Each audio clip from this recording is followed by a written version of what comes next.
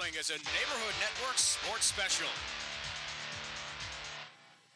Get that head up, get that head up. Each November in gymnasiums across the state, over 20,000 young athletes embark on the 4-month odyssey known as interscholastic wrestling. Other man. Hard work, personal sacrifice, hours of grueling practice and self-motivation are the keys to success in pursuit of that elusive grail of state champion. Go for the head, you got the head, you got him beat.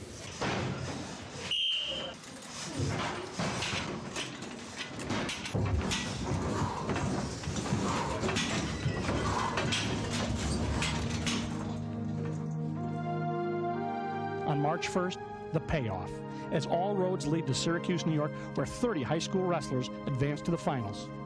But tonight, only 15 of these young men will wear the crown of champion, and only one will earn the title of New York State's Champion of Champions, the most outstanding wrestler.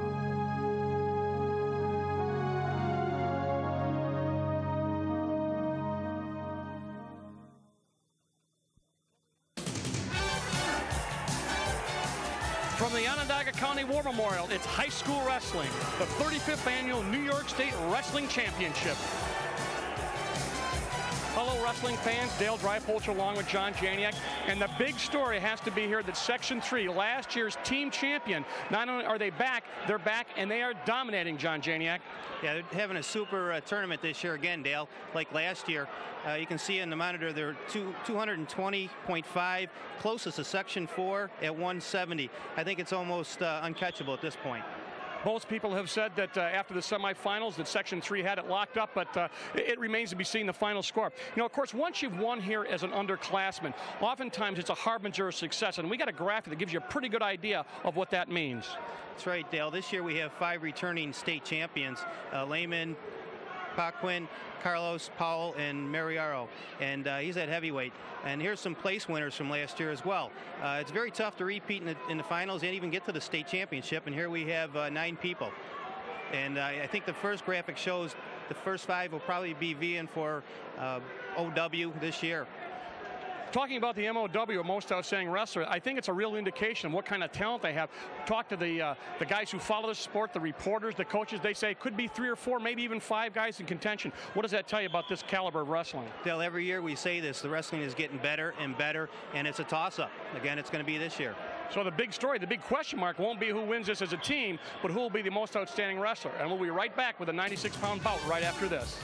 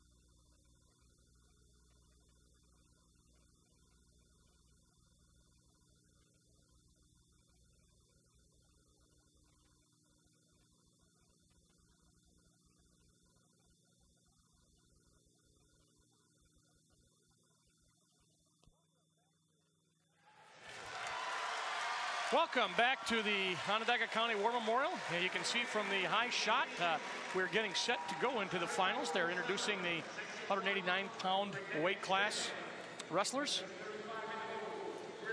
Dan Stein and Mike Spurandillo will be competing at 189 pounds. That's a good look at Stein from Queensbury and Spurandillo out of Section 1. Get a nice look at this War Memorial facility. It's a great facility for high school wrestling. It seats a lot of people. You can get 5,000 or 6,000 people in here. And it's a great place to view because you don't have a bad seat.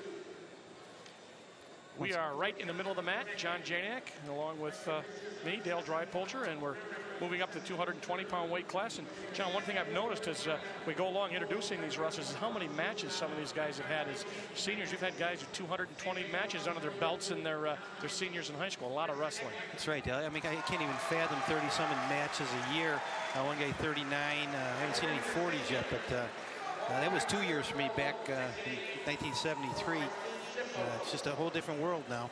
They get to college and they've had quite a bit of wrestling. The freshmen are very well tuned by the time they get there.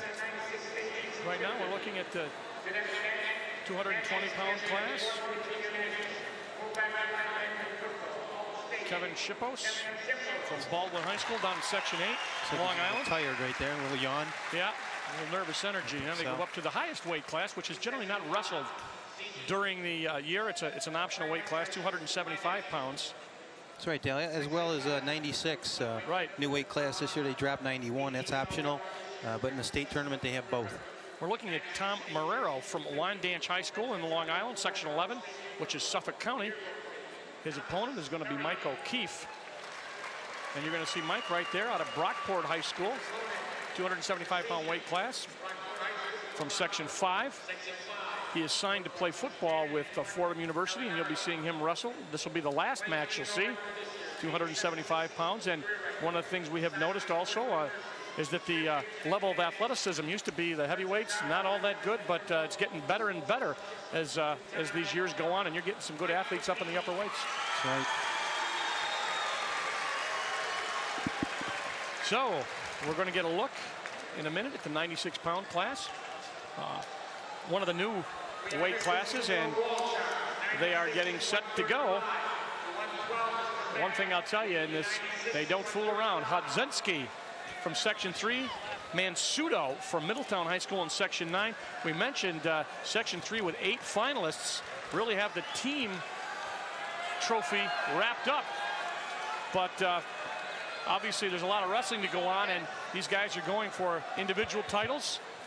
Let's face facts. That's their first responsibility. Absolutely, winning the state championship as a team is great, but if you're number one by yourself, that makes it even better. You look at these guys; they weigh 96 pounds. That astonishes me because they always look so tall to pack 96 pounds in it. Hodzinski out of Watertown High School from Section 3 has not had a point scored on him. He's on the right, has not had a point scored on him in this tournament. He had 2 decisions and a pin in the semis to get here. And MANSUETO, who's got a twin brother, by the way, is undefeated. His dual meet record 35-0. Should be a good match. Usually a lot of action early, but as we move on, you'll see sometimes a little bit of caution. But the 96-pounders, the lighter guys, John, usually go all out early. That's right, Dale. They're usually like little buzzsaws, but every once in a while you're checking each other out. It might take a second or two to go, and they'll pick up the pace. Our official, Dave Warren, along with John Trusillo, who is the assistant. They use 2 officials in the finals just to make sure that every angle is covered. And it's a great to watch these officials. They come from all over the state. Right now you're looking at MANSUETO as he gets his headgear fixed. You can see the little line. That's not a tattoo.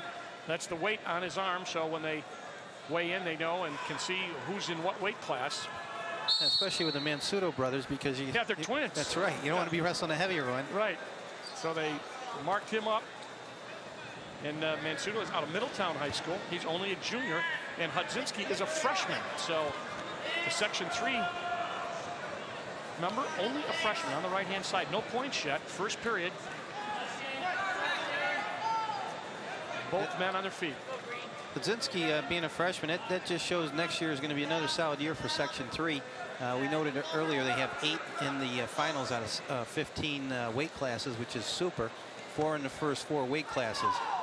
And only 3 have been to the state tournament last year. So that's just a great nucleus of kids coming back. We talked about how early success, if you have early success in the states, it oftentimes bodes well. But we have had state champions defeated, and we have had one already this year. We'll talk about that later. Right now, there is no score. First period, state championships. Aaron Hodzinski from Watertown High School in Section 3 against ROCCO MANSUETO out of Middletown High School in Section 9. Yeah, these kids both have the same style. You mentioned earlier, they're tall, they're lanky. There's a nice step through, but he doesn't get it, and there's a whizzer. MANSUETO has in control. He's nice in control, out of bounds. Step right on the green. As you can see, that is out of bounds. Nice job there as the MANSUETO shot, and Hudzinski countered with a whizzer and was able to get out of bounds. Looked like he might be in a little bit of trouble, but no points scored yet. These guys very similar in style, and nobody has the advantage. They both kind of know what they're going to do. You know, just tall, lanky kids. 10 seconds left. We talked about, if you watch the States, we'll wait 1 second. We'll see what happens here. They're going to go out of bounds, but you don't want to make the big mistake, the trip, the fall, and somebody gets a 5-point move that you can't come back from. So usually caution is the byword. There's only 3 seconds left. I don't think anybody's going to shoot here. And I'm right. They will go into the second period. Well, kind of a shot just to make sure they know you're moving. Yeah, no one was going to get hurt with that one. No. So choice deferred. So section 3's Hudzinski takes down. Almost unbelievable. They did not get a point scored on him. That might be a record. Yeah. I have to check back through the tapes. But MANSUETO lets him up. They go back to their feet. 1 point now for Hudzinski on the escape. They let him up.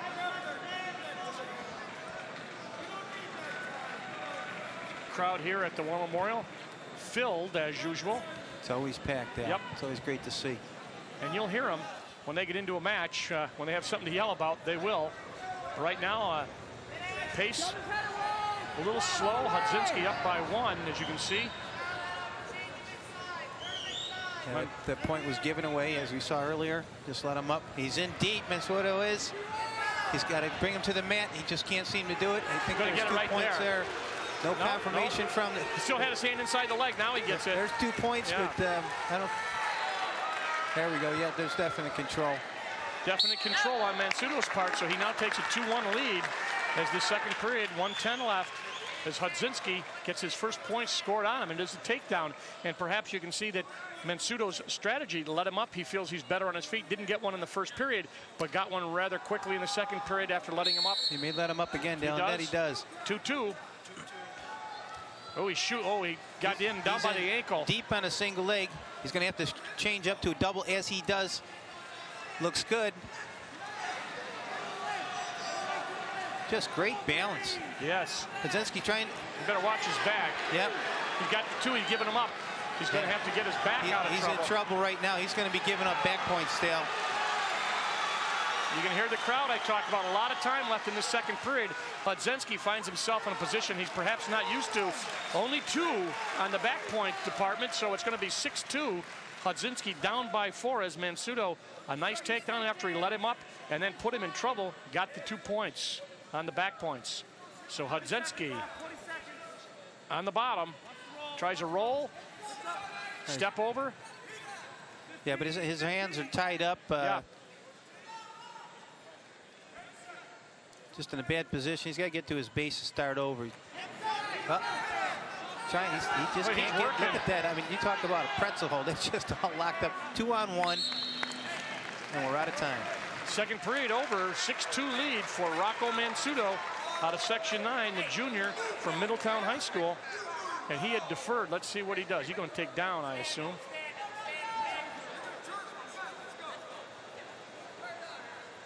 So now Hudzinski going to ride him from the left side. Let's see what he does. Nope. Yes. Gets up, rides him from the left side. The problem for Hudzinski is he's got to score 4 points to tie it up. Throws a leg. He's got to get some back points. The advantage oftentimes goes to the man on the bottom because he can garner the most points the easiest way. It's usually easier to escape or reverse than it is to try to get back points. And MANSUETO knows that, and Hudzinski threw a leg, but it doesn't look like he's going to be able to get a back point easily. Not unless he breaks him down, but you're going to get a caution here, stalling, which will help. So he warned the red wrestler? Yes, he did. MANSUETO was warned for stalling. Now MANSUETO sits out, turns in, tries the switch, leg back in by Hudzinski. Now he's working on the head, Dale. He's got trying to throw a power half from the far side. Got him stretched out very nicely, but he's going to have to get out to the side now and work that. You can see both legs in, and he's got him spread out, but once again, he's got to get that back tilted, and he's working a half, but the clock's going, running away with him. Almost down to a minute now. You're going to get a stalemate. Going to get a point. Nope, just indicating, control. It's funny, sometimes you see some of the officials you're not used from different parts of the state, a little bit different hand signals. Certainly very accurate. We just weren't sure, but No stalling indication, simply who was on top, who was on bottom. Hudzinski is on top, throws the leg again. As MANSUETO, I think he's pretty well saying, you can throw the leg, I'll just kind of... Well, exactly. Yeah. You know, he's got 4-point cushion here. There's a call for stalling. But Hudzinski's got to get out to the side. He's got to get off the legs. This is just not going to get him the points he needs in 43 seconds. Under a minute, down to 40 seconds, and Hudzinski working on the top. But as you said, John, it's going to be difficult. I mean, this is perfect. Yeah, I mean, perfect. All he has to do is just lay down on the bottom. MANSUETO may give up a point for stalling, but by the time he gets to any danger, this match will be over.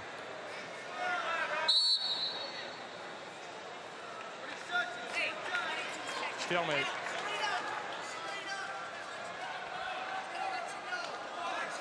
He's going to let him. He's going to let him up. Going to let him up. 22 seconds left. He lets him up because he's got a better position, take down and get a 5-point move. So Hudzinski's got the pressure on him. 15 seconds left. Shot by MANSUETO, gets the ankle. Looks like a replay of the takedown from before, John. He forgot to shoot. That's the only problem with that strategy.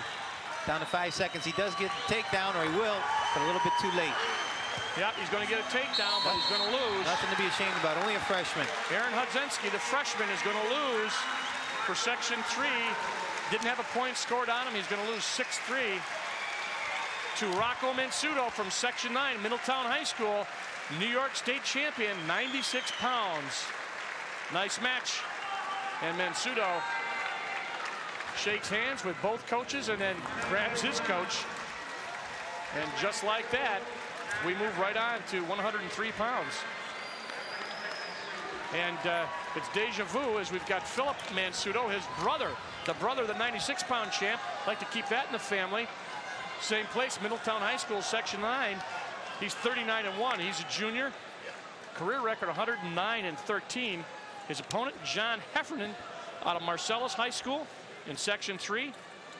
29-6 this year. He was the first-time Section 3 champ this year. He's only a junior, 103 pounds. So MANSUETO,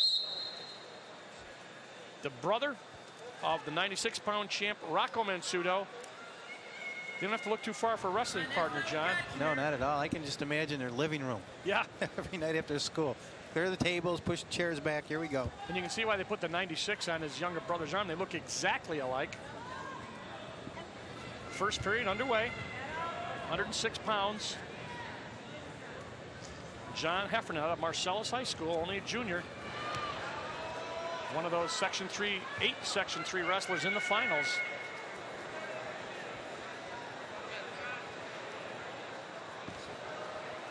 Going to go out of bounds. Referee Emerson Bauer for this match. Greg Stoos, the assistant.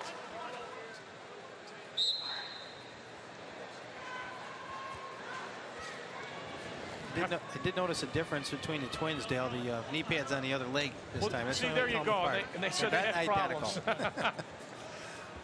But their style is identical. They're both upper on the shoulders, the arm tie up.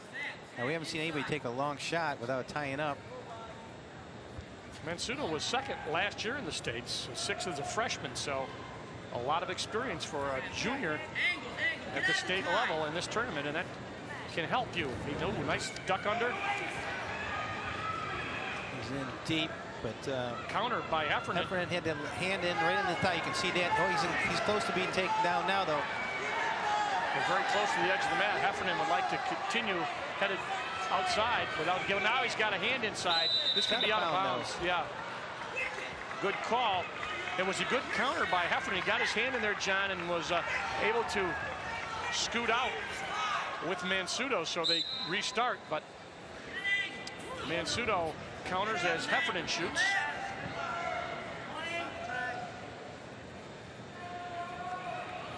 You see the first period almost over, but a lot of action still as we're down to 10 seconds left. Real nice movement by MANSUETO. He's as they teach you to shoot, and if you don't get it, try again. Another move, just chain wrestling. He's been throwing 2 or 3 moves off the takedown every time. He's getting closer and closer to that 2 points.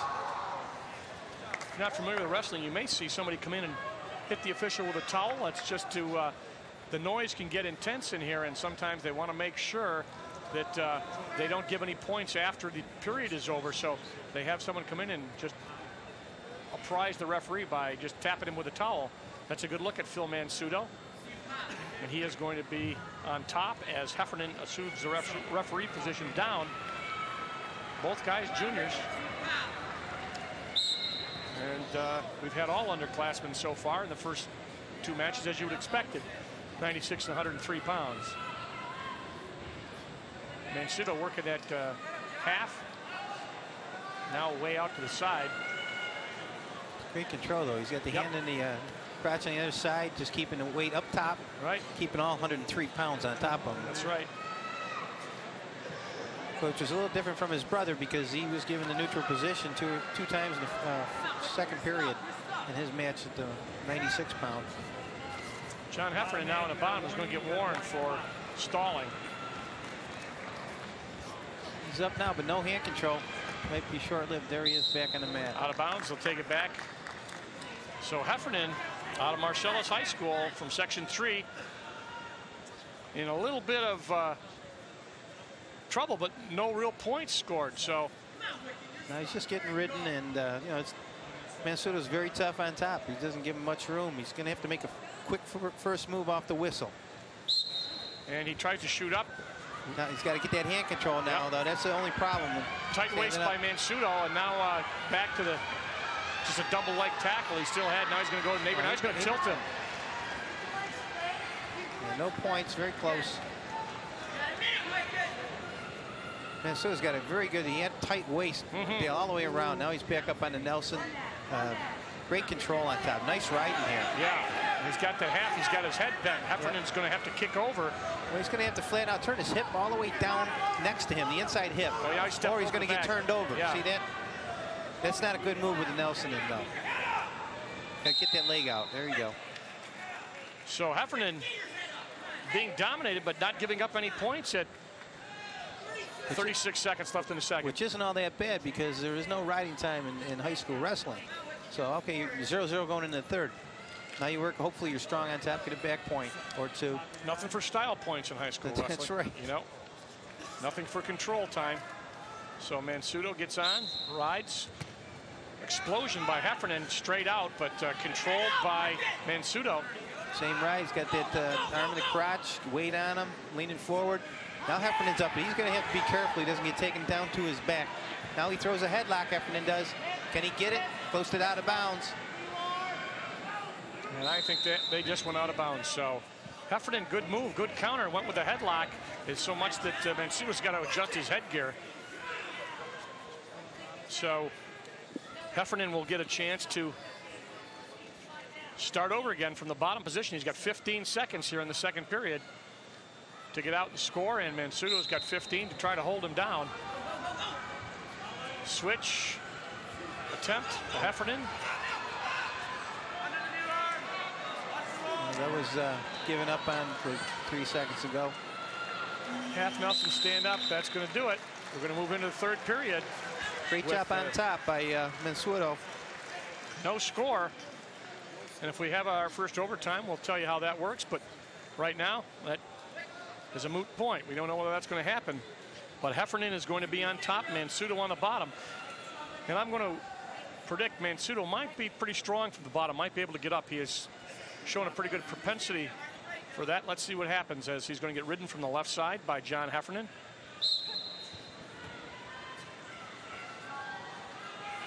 No, he's up. He's got pretty good control now. See that hand control, Dale? There it is. Boom.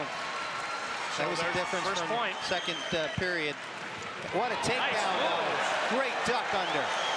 Just like that. Back on top, 2-1. And Heffernan gets the legs on MANSUETO after MANSUETO made it look pretty easy with a, he's going to get trouble himself. Well, they're out of bounds, Dale. That was just almost reversal to 2. An escape.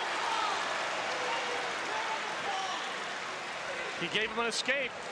So it's going to be 2-2 after the first escape. Heffernan took him down with a great duck under. As they went out of bounds, he tried to put a pinning combination on him. MANSUETO was able to escape, so it's 2-2. Great action. Heffernan tried to split scissors, and he brought him over, which was fine, but he didn't keep him tight. And he was almost reversed to his back in the process. In effect, he actually only gave up one on an escape. Could have been worse. Lucked out, definitely. As they work right near the edge of that mat. MANSUETO shoots, brings him in. Very nice on those single legs. Just great setups. May get the 2. I don't know. Gotta watch out for the. That looks pretty close. Yep. Oh, gave him 2 right at the out of bounds. Yeah, I thought he had it. You're going to hear some mixed screams from the crowd, but definite control. Supporting parts inside. So MANSUETO shoots, gets 4-2 lead. 55 seconds left. His Heffernan had one fast move. Let's look for it again as he comes up from the bottom. If he can get out. Well, he couldn't get out in the second period. He just stood straight up, no hand control. He's going to try to sit through here and working hard. Well, if he can get that locked up, Dale, into a cradle of some sort, he'll get not only a reversal with some back points, but once again, the clock. MANSUETO's in great shape. Yeah, he's going to get a stalemate. Yeah, the good call. Nobody improved position for at least 15 seconds. And that's what that's for. So you just can't stay there the whole night. And MANSUETO has got to reload, as does Heffernan, for the last 35 seconds.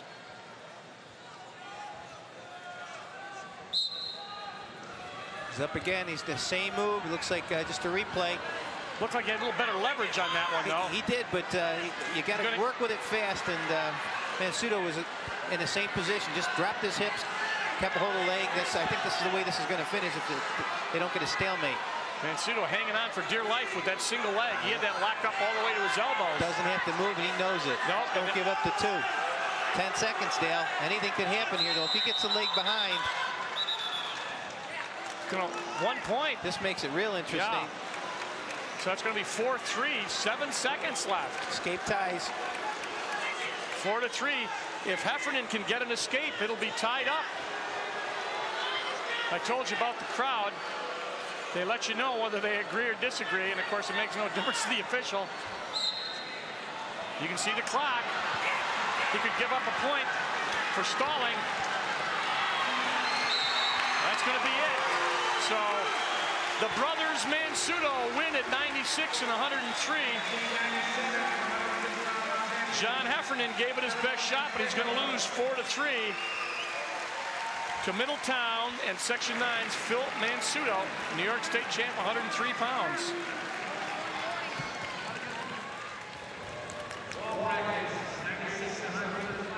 So we move up to 112 pounds as you look at MANSUETO and his entourage. Let's look at the replay, see if we can get a look at this.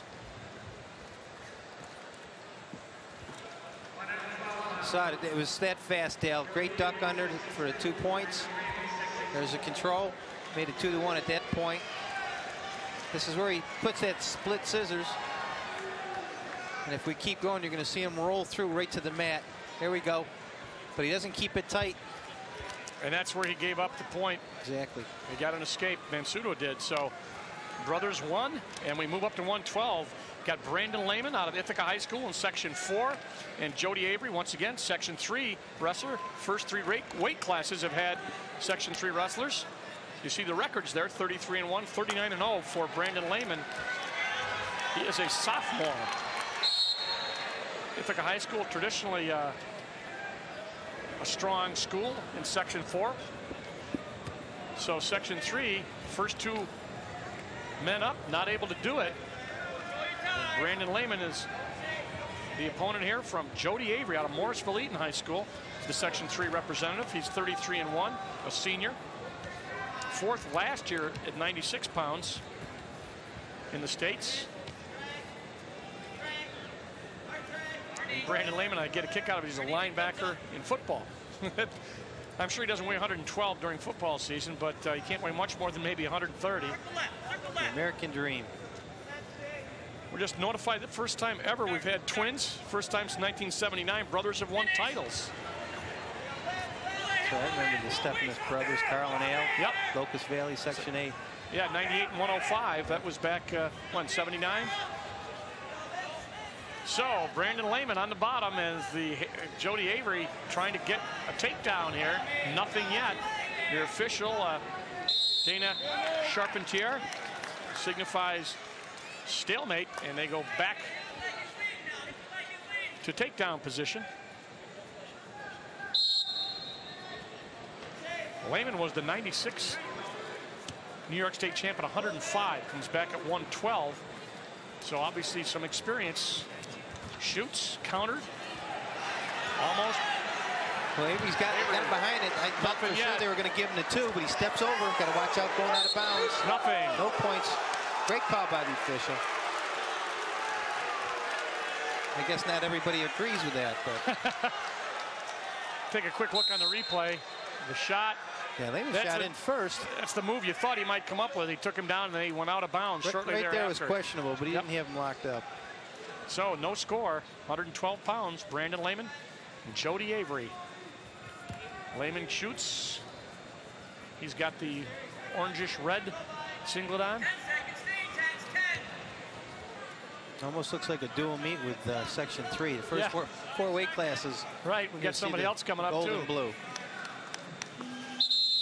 That's going to do it for period 1. Fast period. Avery was 4th in the 96 state, so you get a good look at him right there. There's Lehman. Yeah, I wonder if they wrestled. Oh, that's a 105. Lehman was. I'm sorry. It's a 96. Tough keeping that weight as you move up. You said Lehman only a sophomore. Caution here. Every once in a while, you a little bit try to get quick, beat the whistle, or right at the same time, and sometimes you pay the penalty. Yeah, got up. Avery's going to try to count him. He's going to give up 1. He does, and right away Lehman shoots, trying to make this a 3-point move. He's not going to get it. Toe is out of bounds. And that's why they have 2 officials here, because if there was a question, Lou Galando would have stepped in and said no, he had it, but he doesn't. Let's take a look. Right there. Right there. Great call. Great camera shot, guys. Yep. Good look at that green and white mat from Onondaga. You can see that the toe was out of bounds, and if you're supporting points out of bounds, you're out of bounds. 1:30 left, second period. 1-0. Now it's going to change. 2 points. Takedown for Lehman. 3-0. He's in deep. I didn't see what he did to pull Jody Avery down on the mat, though. He did something on the other side of him we couldn't see. Now he's throwing a nice power half there. OB.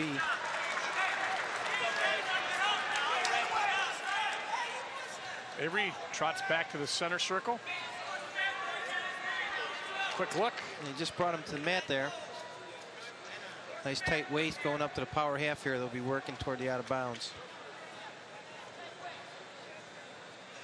Back to live action. Lehman on top, Avery on the bottom. 3-0 the score.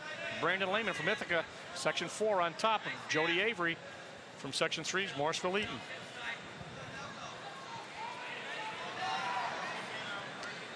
Almost out, but almost not. He's got the hand control, but big tight waist. Yeah, he's a lanky kid. Really elevated him. Just with a tight waist, he elevated him right up off the mat. I noticed the brothers MANSUETO and Lehman on top. Their first move is to keep the weight on you and throw that far arm in the crotch and just use leverage on it. There he didn't do it, but they've been doing it. Must be the sign of the times, 97. Once again, you can see the strength of Lehman as he elevates Jody Avery. Throws the half, but step over by Avery. Avery stepped over nice. He's got 2 and maybe 2 more. It's a 1 count. They're going to give him reverse, no back points.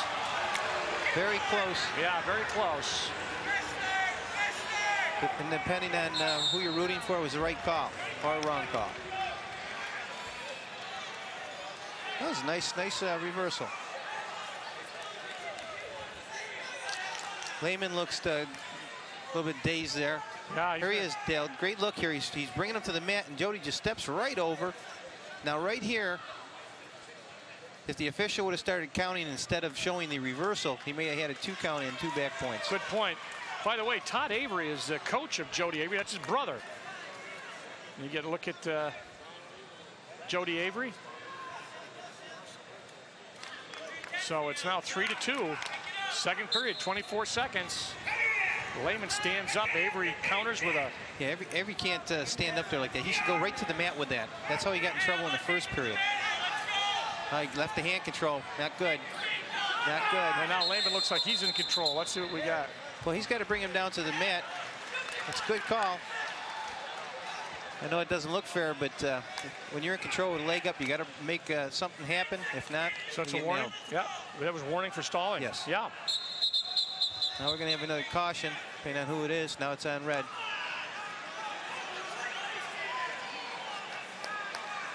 They're keeping him wrestling. Charpentier as the official. Dana. Oh, now you're going to do. This is a do-over. Yeah. Do-over. Weren't ready. My bad.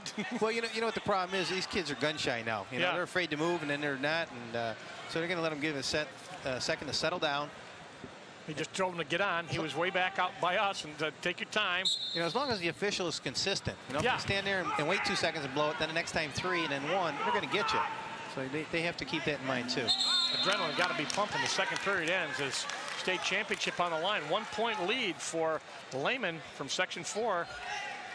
Avery from Section 3 on the bottom in a good position, John, to score. Absolutely. He can get off the bottom quick.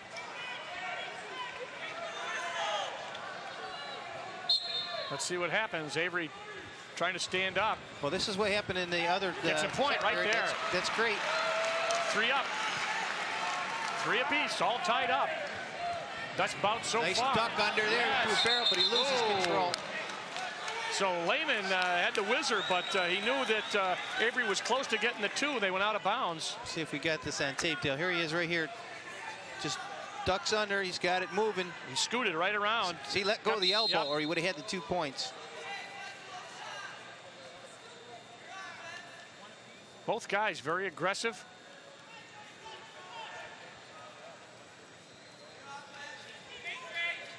Section 3 looking for the first winner in the first 3 weight classes. They've come up short at 96 and 103. This is 112.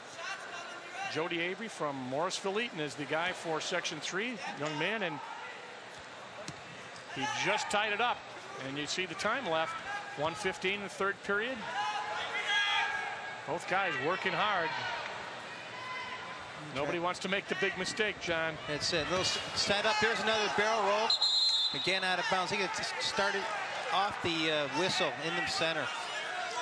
Yeah, he's got to do that a little earlier, and he's got to do it on the green instead of on the white. This could be one of those last-second takedowns. Yeah, this could be one of those at the whistle, at the buzzer jobs. Oh, they're going to warn him. Lehman stood up and walked backwards, and that's going to give him a warning for stalling. Whoa. Wow, just like that. I mean, maybe just could have. Old Syracuse move. I think he's going to have the 2. The official calls it over here, but he does have control now. He didn't have it, but he does now. Good call. Switch, but Lehman is not going to stop wrestling. Now he's going to throw legs on Lehman. He's going to ride him. Yep, absolutely. He is going to ride Lehman as Jody Avery got the lead by 2 points. And he said, I'll tell you what I'm going to do. I'm going to put a leg in and see if you can get out. I'll take a warning for stalling myself. Exactly. Tough-nosed kid. Let's check it out as he does the old Syracuse move. And that's dangerous. You can get caught with that, John. Absolutely. We see the heavyweights get caught more than these lighter weights, but that was just super. He held onto it. Nice arm around the back. Get his head out. Control. Not at this point, but he just kept hanging on. It was perfect. Great job on the replay. You can see exactly what Jody Avery did. He breaks him down now, switches to the tight waist across the leg. Does he have the 2-on-1? I can't see. No, he's got it on the other side. Yep, locked out the leg in. He's got to keep arch. Don't get sloppy now, and he'll have it. And Lehman, of course, wants to take him out of bounds, down to 13 seconds. Now, strategy-wise, Avery can give up 1 point and win this. He does not want to put himself in a position where he can get tied and have to go to overtime. If he gets in trouble, he can let him up. Exactly. There's only 13 seconds left. I think now he wants to stay away from the legs. I was going to say that. I would not put the leg in. Get out to the side. Within 5 seconds, let him up. Yeah. Take a bicycle ride if you have to. I mean, it's one way when see, you got to watch out for the switch, the big 2-pointer. Yep. It's okay. There's the 1. 8 seconds. Avery's going to stall. No. He's not going to get the 2. He's not going to get the 2. No, 2 seconds. It's 5-4. Jody Avery on top as Lehman shot. It's not over. It's not over. 2 seconds left. Watch what happens. Here. He's got to get his hips down and his feet back, Dale, and he's right there. It's a good stop, but he's standing straight up. Nice inside trip, which I didn't see the first time. Almost at 2 points. That's over. So Section 3 and Jody Avery come up with their first champ. At 112 pounds, an upset of Jody Avery over Brandon Lehman from Section 4 Ithaca. So Jody Avery, you can tell how excited he is. His brother is his coach. State champ at 112 pounds. And that was got to be, of the first 3, the most exciting. It lasted right down to the last second, and we move on to 119. 119, Packy Burke out of Cooperstown High School in Section 3. Another one of those 4 gentlemen from Section 3. His opponent, Jesse Jantzen out of Shoreham Wading River High School. That's Section 11. Jantzen, only a freshman, 37-0. Burke, a junior, 39-0 this year.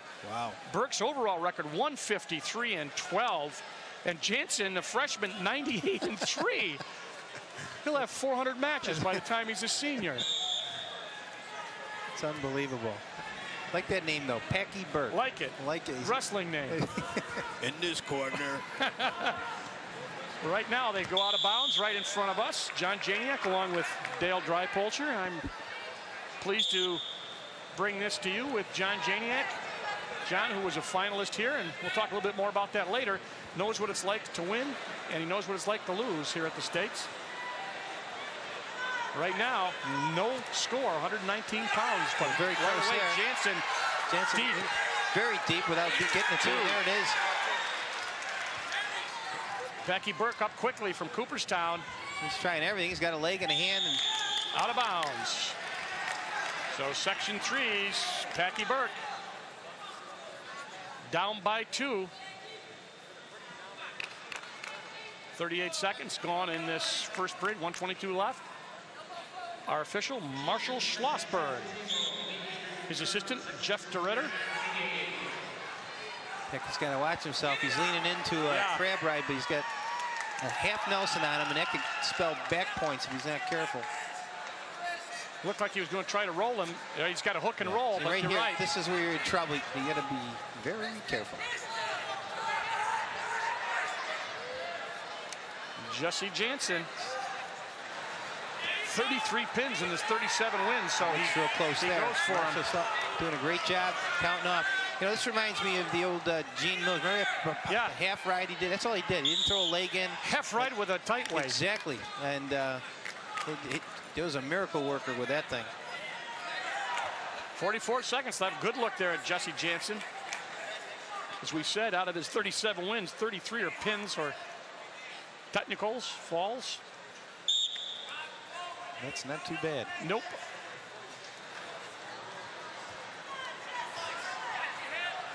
Doing that power half crab again. Hey, he could have himself in trouble. He's reversed. And usually with this reversal with the Peterson, boy, that very rarely do you not get the 2 points. That usually indicates control. So reversal gets 2, no back points. Ties it up. Well, that was a little bit of trouble there for Jantzen. And I thought watching Packy Burke come out, he'd throw the legs in him. He's a good 6 inches taller. Which is also usually an indication of good legs. You got those long, lean legs. Got to use them. You get a good look at the height difference, John Janiak, as you mentioned. They come back in, and Janssen's got to adjust his headgear. What do we have to do? We have to invent headgear that don't slide off. We'll make a million. Right there. Looks like Packy Burke is in trouble. Comes up with a nice reversal. The Navy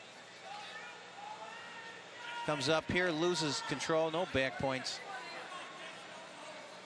But at that point, he was down 2-0, and he tied it up with that move, and that's where we are right now with 7 seconds left in the first period. Jantzen out of Shoreham, Wading River High School, moving on the bottom.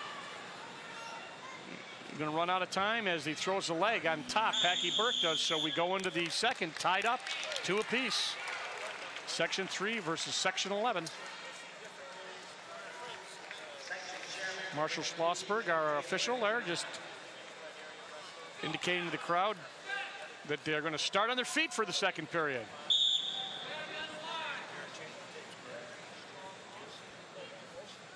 So they're going to go back to their feet.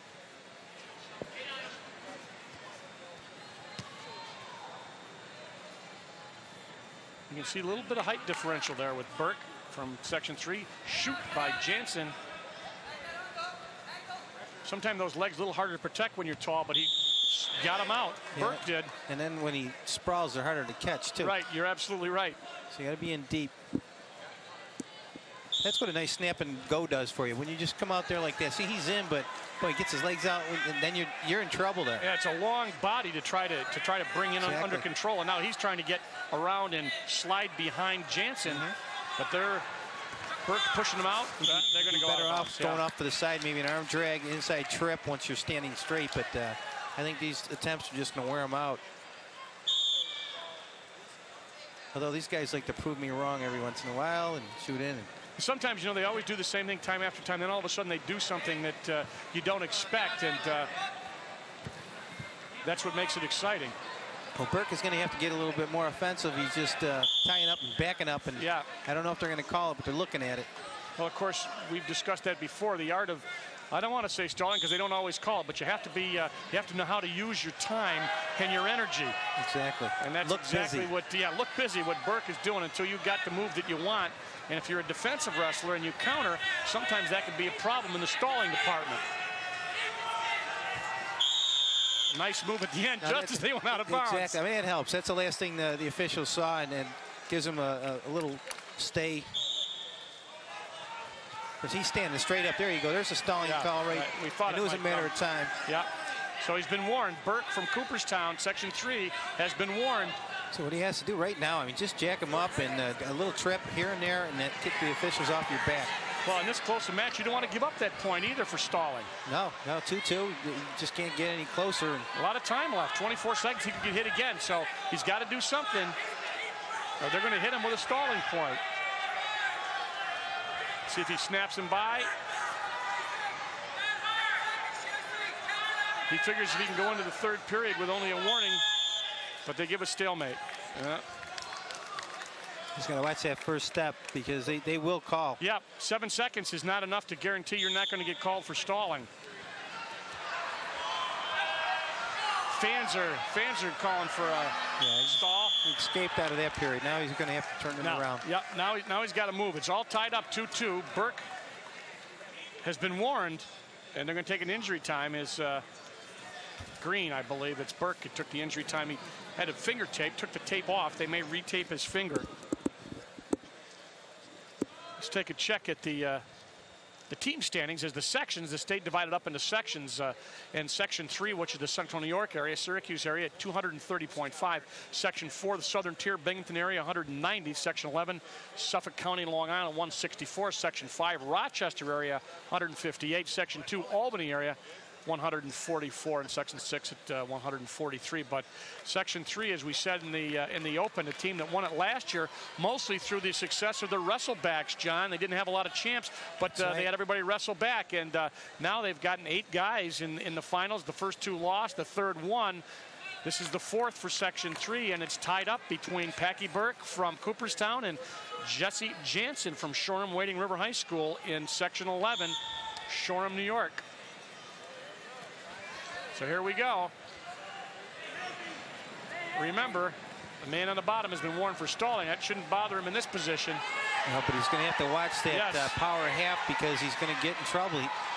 He does exactly what Jantzen wants him to do, and he kicks back into the crab ride for him, which is okay if you got a plan there once you get there, but he doesn't. Need a plan. Man with a plan. But now he's back on his side. I don't know. Hope for a stalemate, start over. First move up and out. Don't let him get the power half in. He's got a leg, and he's really trying to... Yeah, Jantzen's got the arm blocked, too. There may be a stalemate here. He's happy. Yeah, there'll be a stalemate. I think he'd like some points to avoid going into overtime. Yeah. It's who's got a lot left here, and it looks like perhaps Jantzen a little bit stronger at the end here, John, than Packy Burke. At least in wind. We'll see. Burke sit out. Half again. Here we go with the roll through. Yeah, crab. That half doesn't look as strong as it did before. No, not at all.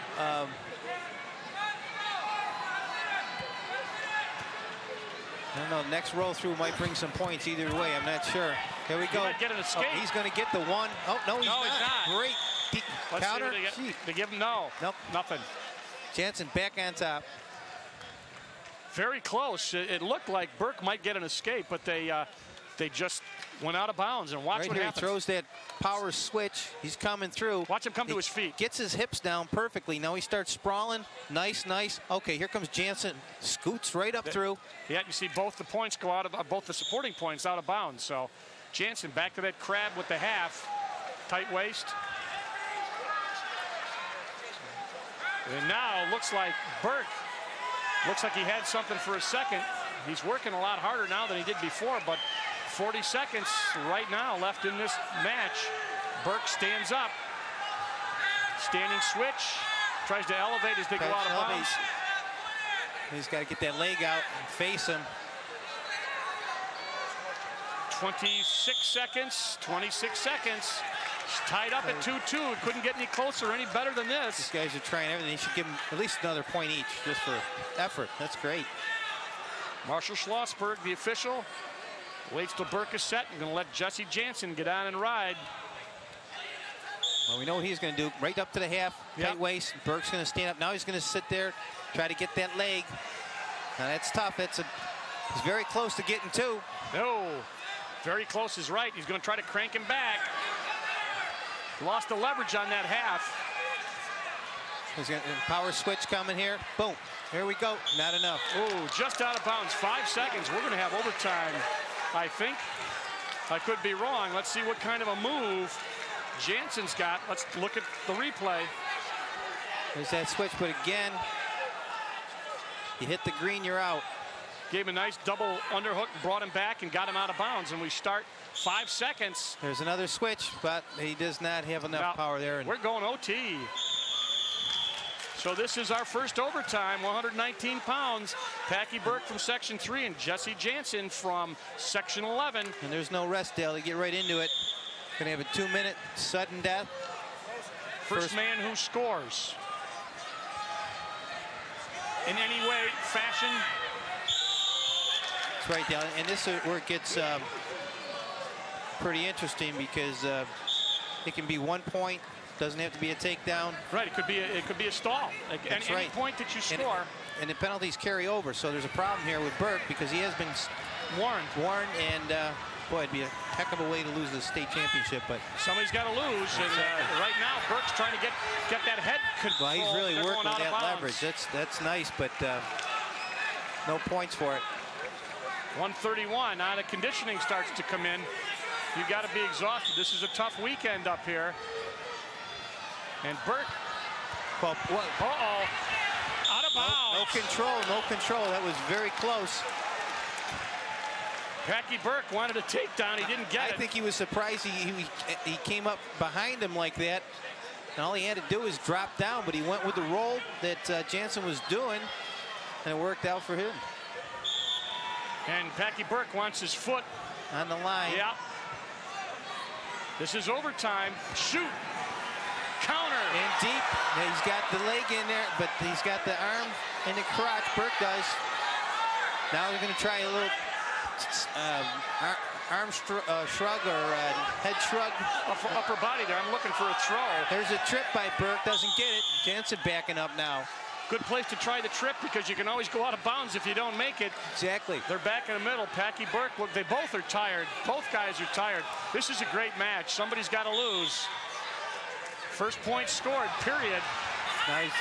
Jantzen in tight, both underhook, overhook. Jantzen trying just a hip toss, just get a cheap point, doesn't care what it is. Let's get this match over with. Yeah. They are now going, they have wrestled 7 minutes and 12 seconds. Now, gonna have to be careful here. Burke's gonna have to shoot in because this is where they start looking. You got 48 seconds, you better be aggressive. Nobody's moving. Gotta go side to side. If not, don't go backwards. 40 seconds.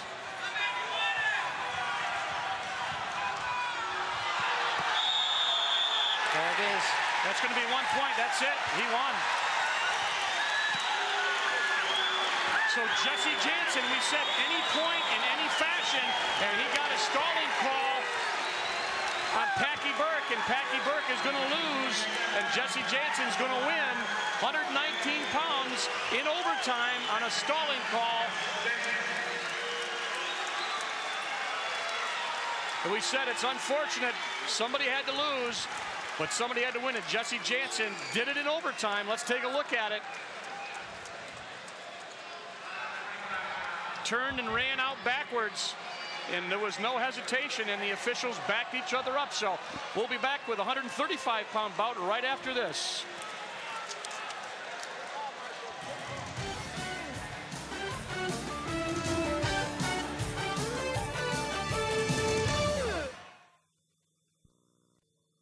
I love the running gun. Keep your eyes on the ball. I hope to lead this 1997 Syracuse lacrosse team back to Memorial Day. We don't have a lot of heroes in this game. The dynasty keeps on going.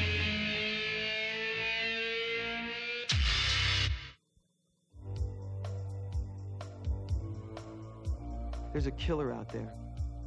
He chokes the life out of his victims, slowly. And we all know who the killer is. Don't you know what smoking's doing to you? I hate it. I hate the way it looks, and I hate the way it smells. Listen, there's no mystery in this hazard, except, why do you do it?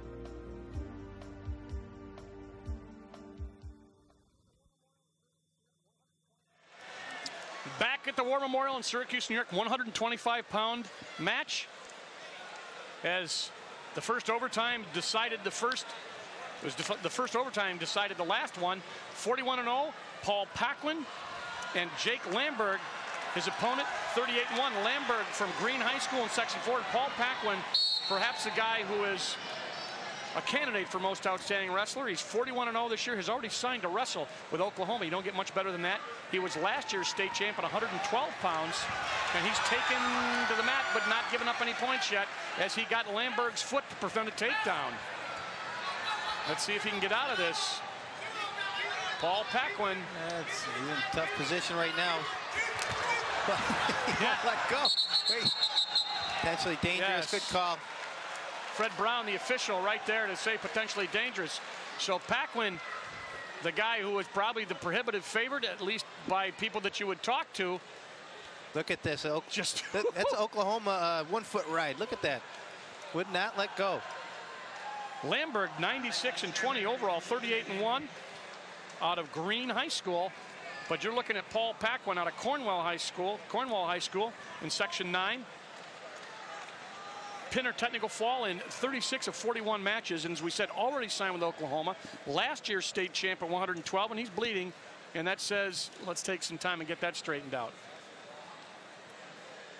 Yeah, Jake Lambert's coach, I might want to add, is Tim Jenks, who I wrestled with up at Syracuse University.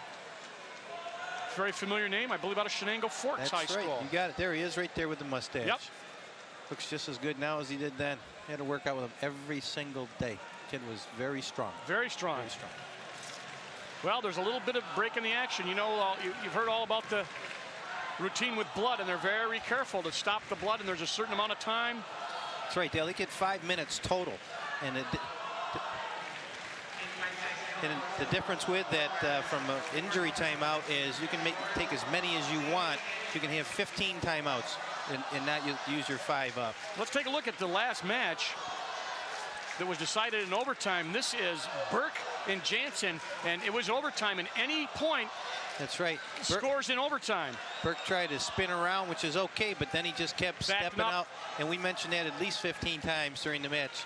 And his coach from Wading River High School, Shoreham Wading River, excited. So in our first overtime, Jesse Jansen from Section 11 wins 1-0 in overtime on a stalling call. So in the overtime, it's any point. You don't have to score a takedown or reverse, any point. So right now we're back to 125. Paquin set a timeout, got a little bit of cotton in the nose as he was bleeding. So Section 9, Cornwall High School. A lot of people like this guy as the MOW candidate. pinned his way into the finals. Lamberg in the red. He's the one that had the nose problem. Right. I'm sorry. It's okay. But it may come into play later on if he can't stop the bleeding within 5 minutes injury time. Then he is disqualified. Right there, you're going to see that Paquin throws him out. Boy, Paquin is intense. I was watching him work out, run around the mat, just very pumped up. Paquin going to let him up. Let him up. He's got that takedown. He's smelling blood. Lamberg on the bottom there had a little bit of trouble momentarily. He's got that leg again. He likes that leg right. He's got it again. Just hope he doesn't get hurt here. Paquin in the blue. Stalemate. Paquin also an honor roll student, so he's got the whole package here, the man in the blue.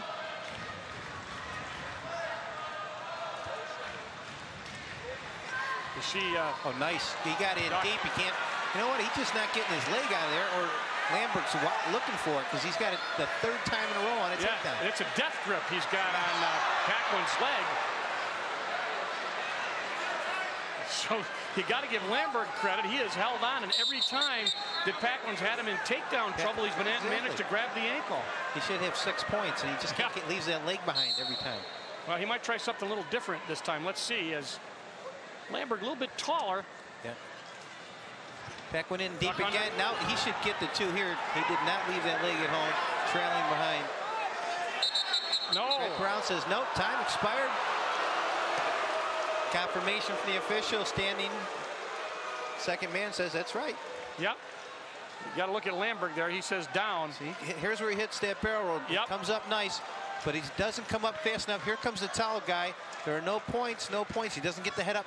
He's got the leg. You can see right there clearly that Lamberg had the leg in the crotch. Now there's a point. That ties the 2-2. 2-2.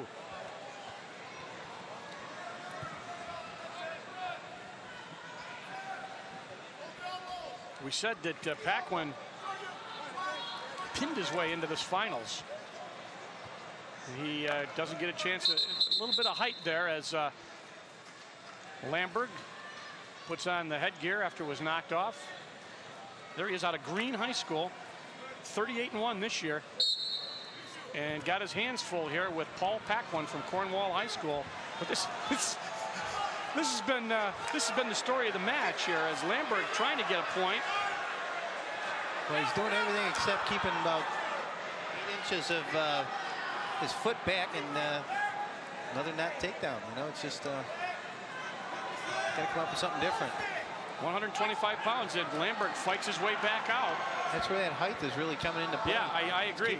Keeping the score very close. I mean, 2-2. Minute into the third or second. There he goes again. Got the ankle again. He just cannot get that leg through. Now he's going to lose it there. Well, there's going to be no points here because they're going to go out of bounds. He's just got to hold the leg. Now we're going to get a little discussion here. Fred Brown, Gene Tracy just kind of walks behind, make sure that he says you're doing it right. Well, there's just nothing he can do. Right. I mean, it's just the way it happens. You lead the leg and you tie up for a couple seconds of stalemate. 2 Back points. to live action, and 2 points and 2-for-1 sale as he takes him down and lets him up. And Paquin on top. Yeah, there he gets 2. Now it's 6-3. Plenty of time, 30 seconds. He's going to get his points, and I think he'll go into something different. Now he's trying to get a little tighter. Paquin from Cornwall in Section 9 really putting the pressure on, but the time down to 16, 15, 14. You don't see many pins in the States, and Jake Lamberg in a bit of trouble. Pretty close there. Now he's rolled through. He escaped that one. 9-3 as Paquin takes his time. Now there's a guy who's in control. But you know what? You got to give Lamberg credit. You got to grab what you can, and it happened to be the ankle of Paquin for 3 or 4 times in a row. And now Paquin is down. But you look at Paquin in the referee's position. He is intense. Oh, he's just this is how he was earlier, and you can just see kid is just incredible. Going to see good things from this kid down the road. Well, as we said, he will be wrestling with Oklahoma, and you can tell they probably like his intensity. You look at his eyes, and he is putting on a clinic out here. But he's leaving that ankle. That ankle again. He's going to go to Oklahoma without that ankle. Yeah, he may have to leave it here at the Lambert's bringing it home with him. Yeah. Jake Lambert, Green High School, smiling and doing the best he can. There he is again. Boom, and Lambert's looking for that trailing leg, and it's just a split second too. He must have gotten a tape on this, you know, and said he leaves his ankle out, and I'm going to grab it every time that he does something. And Paquin can't believe he goes, what am I going to do? Yeah. Thank you. Stalemate. Oh, starting. Yeah, he hit him for the stalling. Yep. I think the officials are just getting frustrated. They just can't. I mean, he's working it. He's working it. Your old buddy Tim Jenks questioning the call on his wrestler. Yeah, I think it's an interpretation thing that he's doing it to not wrestle, but. And look at Paquin's running laps. You can't see him. If you can get a wider shot, you can see Paquin. He just started sprinting, running around the mat. All concentration as Tim Jenks on the right there, the coach from Green, heads back to his seat. And Lamberg shoots. Lamberg, the guy who was bleeding a little bit in the first period. Paquin shoots up high, comes down. Likes that double leg in the flip, but he's going to get his ankle again. Yeah, he's going to end up with another trophy. Yeah. He's got something different here. Okay, stalemate. That's not different. Paquin a little bit frustrated there. He hadn't shown it there. He kind of pounded. Oh, they're going to get an injury time as Lamberg is going to have to go over again. I don't know whether it's the blood. Another nose plug there. Yeah. You get a look at Paul Paquin, who was pinned his way into these finals. He's just like a caged lion. He just keeps back and forth, running around. He's obviously in good shape, and he's pinned his way here. See the height differential, same move. Yep. Same move by both guys. Both guys, but he's going to get, he should get two here real quick. Yeah, he's got two. So Paquin makes it 14-4. He lets him up. 14-5 is the score. 34 seconds double leg, left. watch for that ankle. He does give it up that time. Yeah, two more. 16-5. Oh. Split, he just got his leg split and was going to let him up. Paquin in complete control. I'm amazed at, he just is amazing.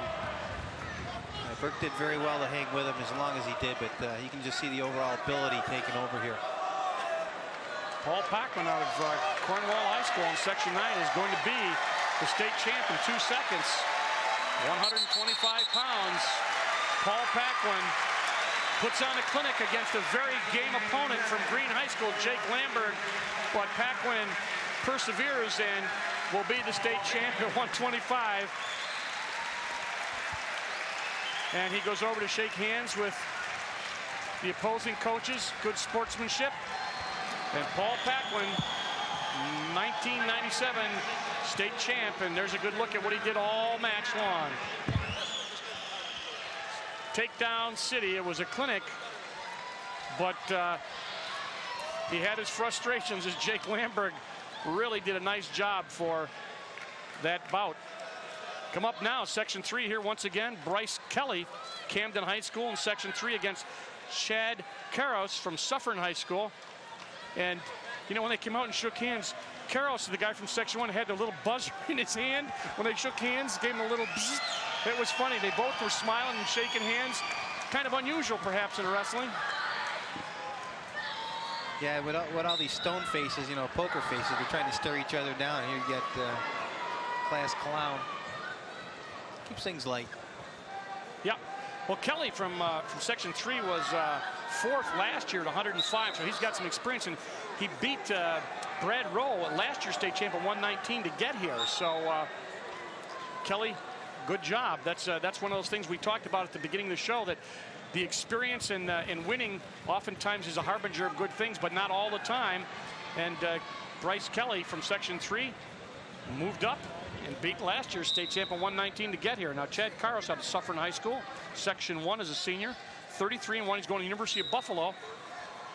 And 96 state champ at 126. So you've got guys with some experience here, as Karos is working hard. No points yet, first period. Kelly tried a leg trip, almost got it, but now he's in trouble with a single leg by Carlos, and he's going to get the 2. Yes, he does, right there. Carlos gets the first points in a takedown, and Kelly is hurt. Kelly's hurt. Carlos warned the referee that there might be a problem here. See his... I don't know what happened. He's holding his nose. Okay, he shoots in here. He's got that leg up. Leg up. Nothing's wrong here. Nothing's wrong here. No, I don't think he didn't hit himself. I think it's maybe just a little dizzy. Yeah. Exactly right. He just... Carlos indicating that there was something wrong with him, and he... Not quite sure what happened there. Well, we'll find out. Dick DeMott is our official, by the way, is Dana Charpentier is the assistant. But Chad Carlos, a state champ at 126. Yeah, I remember him from last year. Yep. Very good all-around wrestler. Top, bottom takedowns. Right now, he's trying to get the arm through the crotch. Leg in, try to get some back points here, but Kelly comes back to a good base. Stalemate. Referee DeMott signifies that, and one of many wrestlers for Section 3 in the finals. First 4 weight classes, then skipped one and another one, so this what, 6th, I believe. 5th. 5th. Yep. Bryce Kelly from Camden High School. Chad Carlos from Suffern High School. Suffern, a lot of guys in over the years in this tournament. 2-0 is the score. Carlos on top on the takedown, and Bryce Kelly had to take a little time out as he a little dizzy or whatever. This is a tough weekend, and you know, you come here on Friday and wrestle, and you got to have usually at least 3. And you're wrestling 3 of the toughest guys you've wrestled all year, usually. Sure, and defending state champ from a weight class, right. It doesn't make the trip up the ladder any easier. Right. And we get set. As Carlos on the bottom, Kelly gets on to ride him, and Carlos up quickly, standing switch, garners him an escape. Doesn't stop either. He's back in, trying to get 2 more. Very quick. Gotta get that arm out, but he can't. There we go. No points. Yep. Oh, did he get the 2? He did get the 2. Yeah. Okay. 5-0 the score. Carlos on top. So both guys are experienced here at the States from last year. As we said, Kelly from Section 3 on the bottom, 4th last year. And of course, we said Carlos returning champ at 126. Right now, he's working just so fluid. Well, yeah, underneath. very, absolutely. I agree with you. 100%. Gets in a little bit of trouble. It doesn't stop. Just looks for something else to grab, keep control. You know, not as flashy as perhaps Paquin, who just but just very fluid. But also, I think Paquin just a little bit, well, I should say a lot better wrestler. I mean, with the moves, especially in the second, third period. But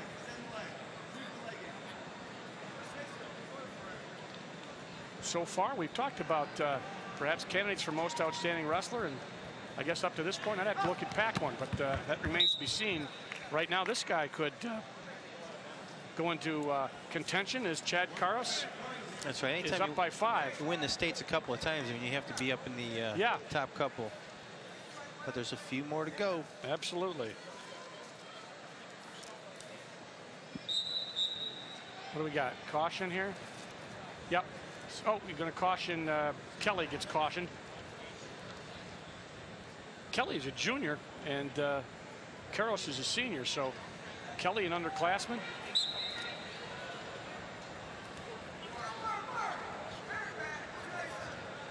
Score now 5-0 in favor of Carlos.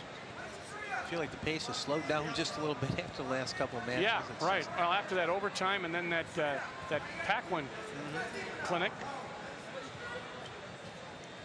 Carlos working that arm bar. Yep. Coming down to 30 seconds, second period. Dale Drypolch along with John Janiak at the State Wrestling Championships here at the Onondaga County War Memorial, and we're up to 130 pounds. Well, I thought in that quick exchange that Kelly got warned for stalling. I'm not sure, because then the official Mott started calling back points and gave up on it real quick. So our official Dick DeMott and Dana Charpentier as his assistant.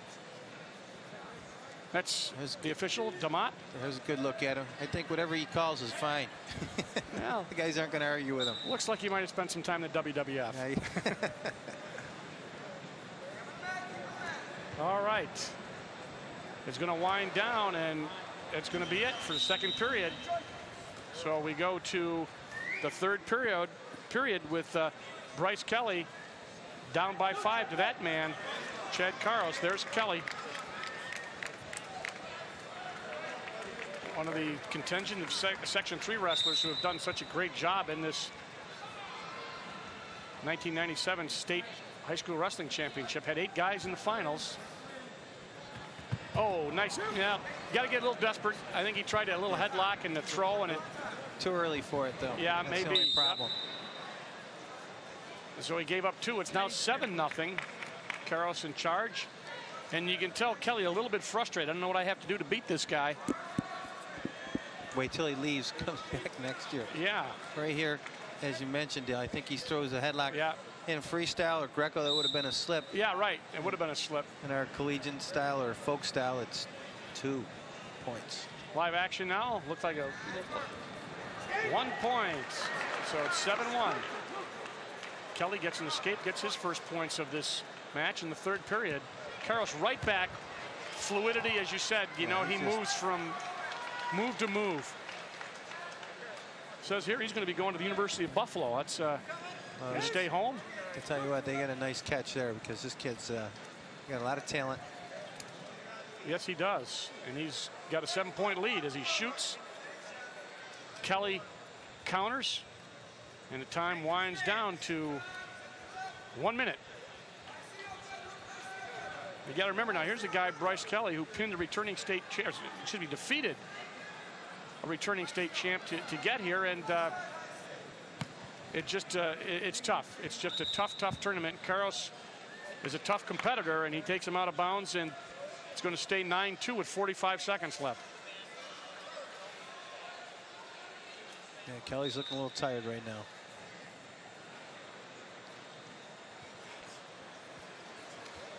Counter, shoot by Karras. Karras, he's just not stopping.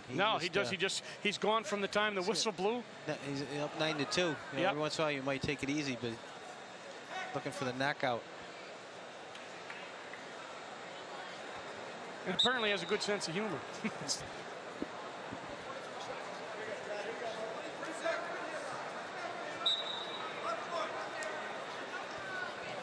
20 seconds left. Carroll's still working. Bryce Kelly still working. Oh, it's just not even close, though. 11-2. So Bryce Kelly from Camden High School is going to lose to a very tough Chad Karras from Suffern High School in Section 1, and that's gonna do it. So Chad Karras, nice job winning by 9 over Bryce Kelly. And he shakes hands. Good sport and a New York State champ. 130 pounds, Chad Karras, Suffern High School, Section 1. Move on, 135 pounds. It doesn't slow down. We got a Section 5 and a Section 7 here. DeBruin, Jason DeBruin from Spencerport High School in Section 5 against Ron Douglas out of Peru High School in Section 7. Now, if you're a wrestling fan and you've come to these states, you know that Section 7 not often represented in the finals, but probably from Peru High School, you know he's probably going to be a good athlete. Good place to wrestle, but not an especially strong section overall. So the favorite would be Jason DeBruin, but that doesn't always mean anything, does it, John? No, not at all. It's these kids get here and anything can happen. Jason DeBruin, 43-0 this year. 4th in the states last year at 126. While 43-0, that's incredible. Yeah, and Ron Douglas, his opponent from Peru High School, Section 7, 105-20, 20-2 this year, 4-time Section 7 champ. So he has done well for himself. A little taller than his opponent, but De Bruin going to get 2. He's got the 2. Look nice. at the point. See those toes up? He could have been out of bounds, but he got his supporting points, his feet up on his toes. He's been in that position probably hundreds of times. Knows to keep his knees up. Yeah, watch what happens when they go. If they go out of bounds, your supporting points are out. You won't get any points. Watch his toes. Watch what he does. He's on his knees, but watch. He knows, whoops, I got to get him up. And there, I'm in bounds. Great job by De Bruin. 2-1. De Bruin on top. Yep. Gene Tracy, our official, by the way. Dave Warren, our assistant in this 135-pound match. De Bruin very quick behind, gets the 2 in the standing position. Didn't bring him to the mat, but was in control. So he gets the 2. Yes, he does. 4-1 now. So De Bruin out of Spencerport, Section 5. There's a school that's had some good wrestlers, Spencerport. They have. Section 5 is always tough, but Spencerport is the heavyweight in that division. That division, yep. All of Rochester, actually. Section 5 was in 2nd place, I believe. We can get a stalemate, as Gene Tracy calls it. We mentioned De Bruin, 43-0, 145-17 in his career. A senior. And Douglas also a senior from Section 7. Also plays soccer. A good look at Ron Douglas from the back there. He's a little taller than his opponent, and he gets a little shorter guy down on that leg right there. Bruin really tough in there on that single leg. I like to see that. That's what if kids are watching this at home, we're going to watch it. You see how he takes it to the mat instead of trying to lift it? That's where you're getting all the trouble with the arms and the locks and the whizzers. Bring it right to the mat and get the 2 points more times than not. De Bruin up with that takedown, as you said, John Janiak. 6-2 is the score. De Bruin on top in the score and in your picture. Kick through, roll. Nice roll, but good recovery. Into the green. The land of out of bounds. Take a look at the replay here, and we'll see that kick through by Ron Douglas. Douglas gets up. Nice roll, but guess what? Yep. So Green takes down, which means Ron Douglas has a chance to score on the bottom with the escape, or then he's going to give him an escape. I figured he might do that, so they're back on their feet as Jason De Bruin, and then he comes in and gets the ankle. Yeah, he's in deep again, but that precarious position right now. He's got to get his head out from the, there he does. Yeah. Okay. Now he's back on that single.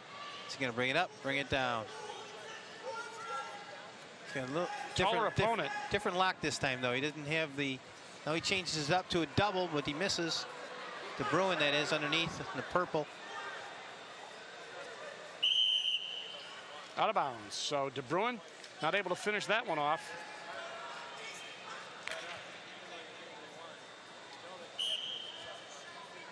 A couple inches in height as Douglas taken down hard.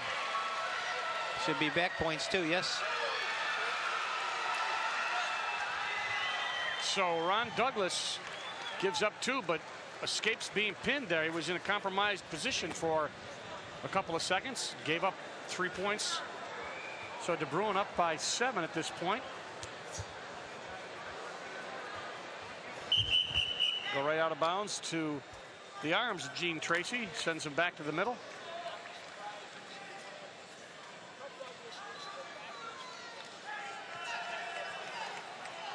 Let's see if he just puts that hand in the diamond and in the back and then says, okay, I'm letting him up. 10-4.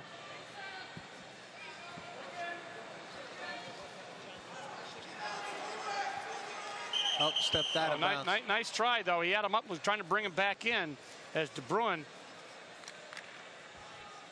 is checked momentarily by Gene Tracy. Thought he might have had a bloody nose.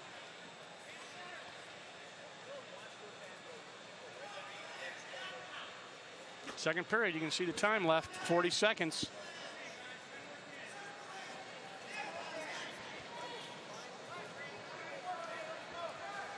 Arm drag attempt by Douglas. Underneath. And deep again, single leg. Works it to a double. Steps through. Nice. 2 points. One of the things, one of the statistics we always talk about is when you're done with a match or your season, one of the things you always look at is takedowns. And I'm sure De Bruin has had more than his share. He looks like, and I think you'll find the guys that are most successful here are guys who are good on their feet and good at takedowns. Oh, absolutely. Because sometimes top and bottom, you get caught up in different locks you can't score. So on your feet is the name of the game, and that helps you in freestyle too, which a lot of these guys move on to.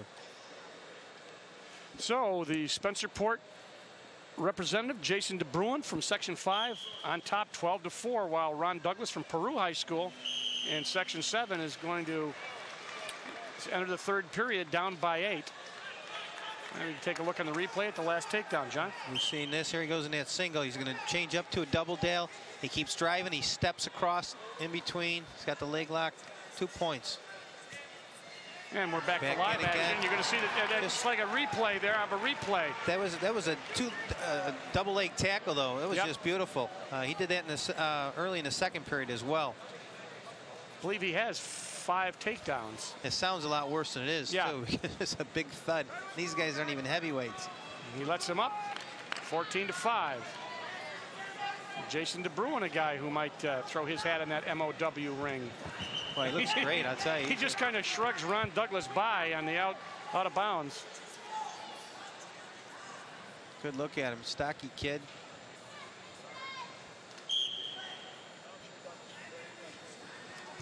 Shoots in deep again. Takedown, right up Douglas, but not before he gives up 2 points. So Ron Douglas will be in the referee's position, but for how long, who knows? There's the 16-5 is the score. Let him up. No. He was going to, but he decides I get some riding time. No, not riding time, but some time to let this go. Well, you can relax a little bit. Yeah, right. You know, it's right. Just do a little bit of riding. Stay on your guard. Yeah, you don't get any time for it like you do in college. You get no points for it, but it's a moot point anyway. He just went right back, got another takedown. It's about 7 he's had. Out of bounds, and De Bruin is up to 18-6. Douglas is just talking to himself right now. He goes, I'm not wrestling that bad, and I'm getting the snarf beat out of me. Yeah, right. You know, Ron Douglas doing a nice job, but in terms of being game, but Jason De Bruin just too much for him at this point. And Jason De Bruin should go to 44-0 if this pace continues this year. The senior. Then we'll go to 146-17. So for his career, Jason De Bruin, excellent on his feet. Doug Hartman, one of our associate producers, wrote the note, and he was right because he is excellent on his feet. Got away from that from Douglas. Looked like he was going to give up a takedown of his own. Yeah, Douglas almost had 2 in the bag, and De Bruin says, no, I'm the guy that does the takedowns today. 18-7. And De Bruin keeps shooting. Douglas shoots. Out of bounds. 8 seconds left. So Jason De Bruin out of Spencerport High School is on track to become the New York State champ at 135 pounds. And last year he was 4th. This year he is 1st. Jason De Bruin defeats Ron Douglas from Peru High School to cop the 135-pound New York State championship at 135 pounds. So Jason De Bruin from Spencerport, well-earned victory. And the fans, a lot of them from Rochester, applauding for De Bruin. Move up to 140 pounds. Don Carlo Klaus out of Greece Olympia High School in Section 5. Another Section 5 wrestler against Jeff Holmes from CNS, Cicero North Syracuse High School from Section 3. Holmes is a senior, 38-2. Carlo Klaus is a junior, 39-1. And we'll get a chance, I'll mention the last state finalist from CNS or from North Syracuse was John Janiak, my broadcast partner. That's right, Dale. So we're seeing history here as CNS gets another state finalist, but it's been a long time. Well, not that long. You're not that old, are you? Oh, no. A couple years out of the nursing home now. That's right, yeah. But strangely enough, this is I wrestled the 138, so this is 140, the weight class now, which is right. just super. So same weight class, more or less, and Jeff Holmes representing CNS in Central New York. Carlo Klaus. Yeah, back when I wrestled, Dale, I mean, I didn't even wrestle 100 matches in 4 years, let alone, right. You know. These guys have wrestled it in 2 years. Just incredible. Holmes right after Carlo Klaus, but Klaus now underneath. Klaus in deep. Yeah, but nice fight by Holmes. Let's see. They're almost out of bounds, but yes, look at him. Carlo Klaus brings him in and elevates. Now he's going to try a back leg trip. He's going to get the 2 right there. Yep. Nice job. Holmes does the right thing. Get to his base, try to get out. Right, he's got those legs split, trying to get some back points. Like Warren Holmes for stalling. No, he's no, he reversed it. Yeah, I thought he was looking because he's got to improve on the leg. Yeah, you just can't hold the legs like that. And I wondered, but he put up the other. Of course, it's easy to get confused. Sure. So we're going to get 2-0 is the score. Holmes right out. 2-1.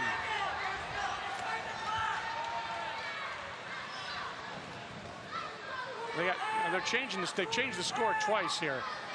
It's not 2-1. It is 2-1. One scoreboard has it 3-0. It's 2-1. So we'll get it straightened out. Right now, Carlo Klaus, who has been real tough shooting, shoots again right on the edge.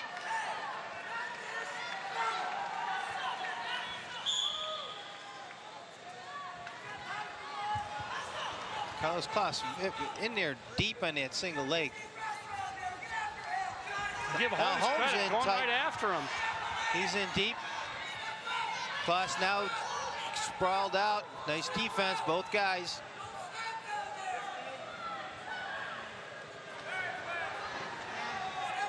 Notice where, you know, a couple weight classes up, you start getting a little less finesse and a lot more strength as we go up the ladder. And these guys are just starting to get powerful. There's a nice leg trip again. There's the 2. Carlo Klaus up by 4-1 now. As I read the bios, both these guys are linebackers, John, on the football teams. Carlo Klaus from Greece Olympia and Jeff Holmes from CNS, Cicero North Syracuse. So both guys linebackers. Let's check it out on the takedown. He leaves that foot down, and Klaus just grabs it, keeps driving. Nothing fancy, but you leave that foot home, you get in trouble. So it's now a quick escape. Almost a let up by Carlo Klaus, but Holmes just keeps shooting. I give him credit, boy, he is really going after this guy. Well, that's the way to do it. You keep after him. He has one stalling against him. Might as well get a point if you can. But hey, be on the defense too. Just don't stand straight up. Both guys look like linebackers, don't they? They're both butting each other, and just 2 tough kids. Can't shoot with your head down, though. You can't do that. Yeah, because he'll drive it right in the mat and spin around. But Holmes fought out. Especially if you're a linebacker, you're waiting to just pop somebody down on the ground like that. There's that went for the head, control the head, go for the ankle. He missed it, but I'm sure he's going to do it again. Oh, yeah. I mean, this isn't the first tournament or match he's done that. It's probably a patent move. Why not? He's gotten 2 takedowns with it, too.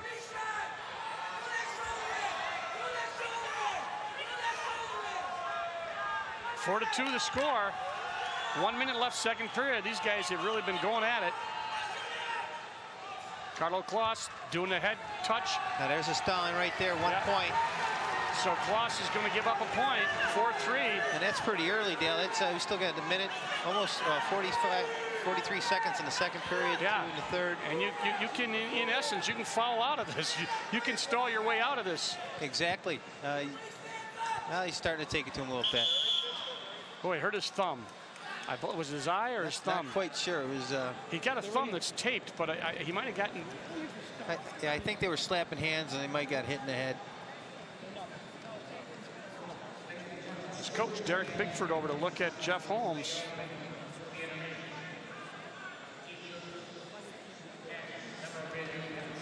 Let's see what, maybe we can see what happened. He looks a little stunned there.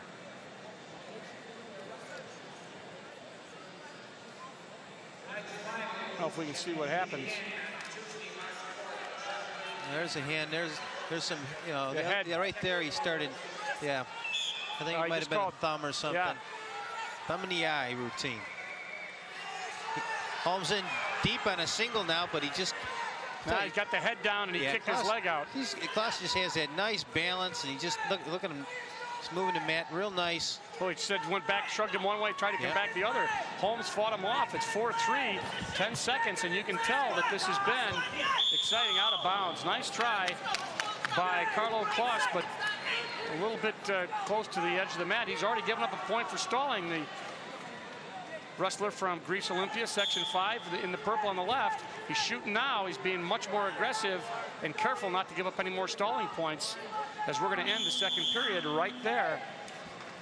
And that's going to be, Carlo Klaus is going to be down. And Jeff Holmes from CNS in Section 3 will be getting on top. He's down by 1 point.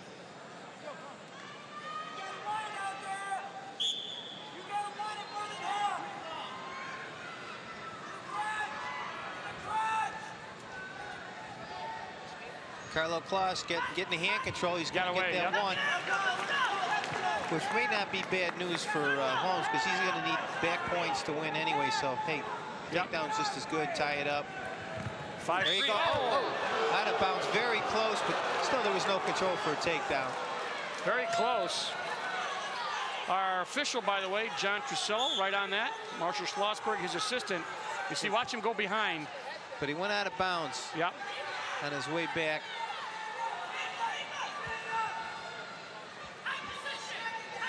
Talking about how important the takedown is. It has been of primary importance in this match.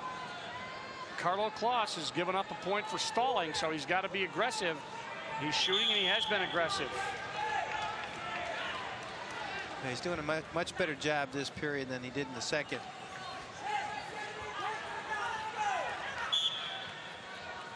Oh, deep on that. Maybe too deep. He's got the head in the crotch. Now the idea is to take it up to the top of the War Memorial, and now bring him down to the mat. 2 points there. That gives Carlo Klaus a significant lead at 7-3.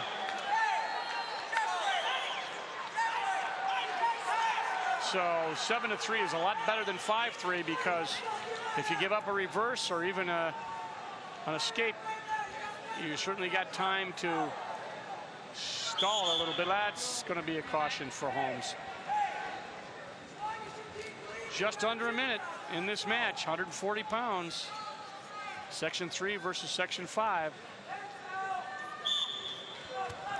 Trying to get any advantage you can. There you go. 7-4. You get a takedown and some back points. He could win it. Gotta watch, keep that left foot from getting tripped. So that's what Carlo Klaus wants to do.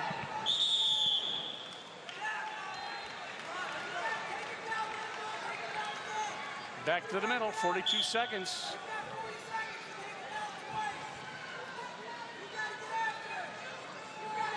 This coach said 3 seconds to take him down twice, or 30 seconds to take him down twice. Well, I left that leg out again, that left one, Dale, as I mentioned, and I think he's in trouble once again.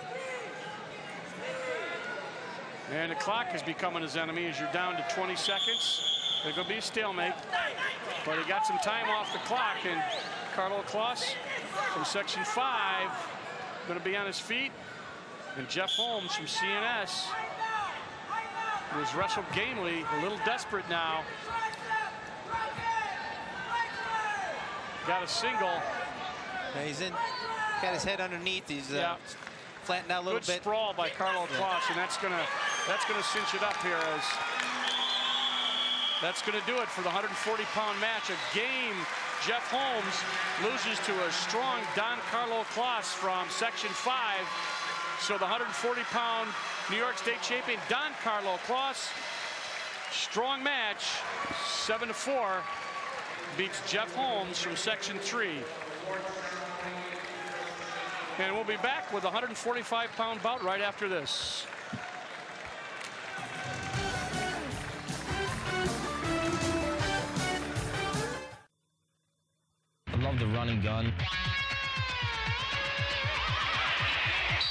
Keep your eyes on the ball. I hope to lead this 1997 Syracuse lacrosse team back to Memorial Day. We don't have a lot of heroes in this game. The dynasty keeps on going.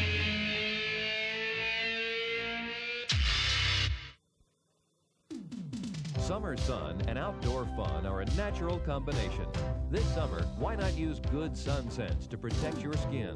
The American Cancer Society suggests covering up with light-colored clothing, limiting your sun exposure between 10 and 3, and for active adults and children, wearing a waterproof sunscreen with an SPF of 15. Summer fun and sun scents go hand in hand. So remember to protect yourself and your family this summer. Okay, yep. Onondaga County War Memorial, John Janiak along with Dale Drypolcher here. Dale Drypolcher along with John Janiak, I guess I should say. Green and Fraunhofer, Section 3, Section 2. Stan Green from Section 3, VVS, Vernon Verona Sherrill. Fraunhofer from Salem High School in Section 2. He is undefeated, while Stan Green has lost 3 times. But this should be a good match. Green was second in the states last year at 138. And Fraunhofer was second in the states also last year. So Carl Fraunhofer out of Salem High School from Section 2. Stan Green, one of the 8 wrestlers from Section 3 in the finals. These guys are very physical, Dale. I remember both of them from last year. They're big, strong kids. Everything's thrown with a lot of force. Well, we'll look for that. As we move up in this weight class, you get some strong guys. Green pinned his way into the finals, by the way. The Section 3 wrestler, which no mean feat at this level. No, not at all. That's great. So both Fraunhofer and Green very strong upper body. Nice throw. Super. Nice inside leg trip. Caught Stan Green kind of looking up in the bleachers on that one. Fraunhofer is 154 and 16. So he has got a lot of time in on the mat. Stan Green gonna let him up. So Fraunhofer actually lets him up 2-1 now. And you can tell what Stan Green's plan is here, which is to take him down, let him up and take him down, at least early. Green shoots. Same move. Inside leg trip. He counters with that. He lets him shoot, and when he comes back out, he puts the inside leg on. 4 now to 1 for Carl Fraunhofer. Absolutely right, Dale. It just waits for Green to shoot, steps in with that trip 2 times, 2 takedowns.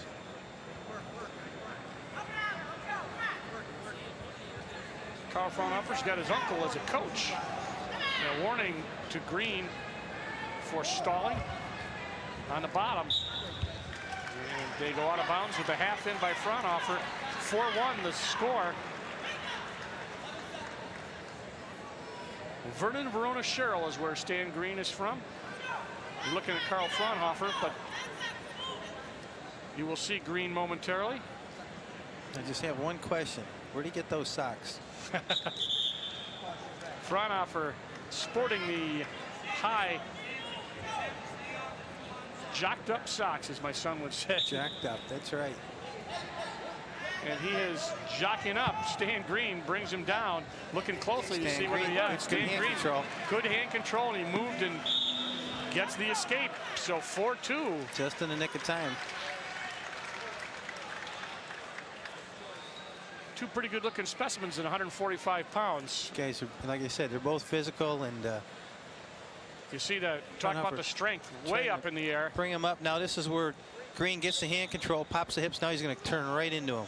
Good power turn, and he gives up right now as we come back to live action. He gives up an escape to Fraunhofer, so it's 5-2. Fraunhofer, good hand control. You mentioned he got it there. Exactly. We didn't catch that on camera, but it was just like a duplicate move. Now Green's going to have to watch out Well, he doesn't have to watch out anything right now, but if he shoots and doesn't get it, better watch out for that leg trip. Yeah, Fraunhofer really quick with that leg, gets it inside. That's amazing. So even in this position, he's vulnerable.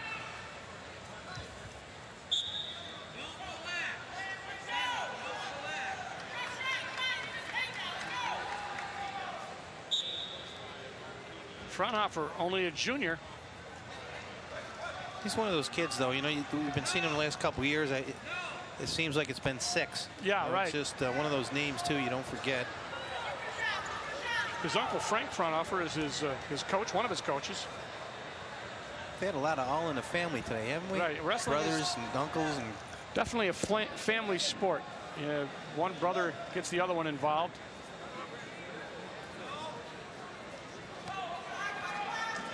Right now, you've got a 5-2 lead for Carl Fraunhofer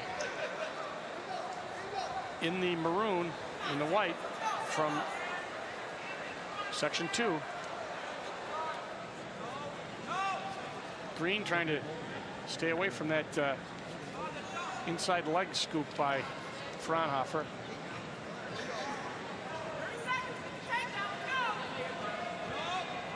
Trying to tie up Fraunhofer's arms. Stan Green trying to, and it looks like Fraunhofer's getting ready to set him up. Green is now warned for stalling. They think they went red, and it's Fraunhofer. Oh, is it Fraunhofer? Yep. I'm sorry. Which I was kind of surprised, because I don't see either of them really shooting in the last 2 minutes. So it was Fraunhofer. You're right. Red was warned for stalling. So a lot of head control and pushing, but as you said, not a lot of people shooting for takedowns. Our officials: Jeff DeRitter, the main official, Emerson Bauer, the assistant, and Stan Green on the bottom, Carl Fraunhofer on top. Third period, 5-2 lead for Fraunhofer. They're nice and heavy up on him. Yeah. See him dancing on his toes, try to keep that weight as much on Stan Green as he can. Wear him down. Brings him up, takes him down. Fraunhofer trying to work a half in with the left hand. Tight waist, double hook. And he's going to have to be careful here. Yep, I was just going to say that, Dale. He's not trying to work for a pin, and it's very evident. Right. He just had kind of a double hook, nothing that you could really pin anybody with. And it's a ride, and that's all you're doing. The officials caught on real quick. 5-3.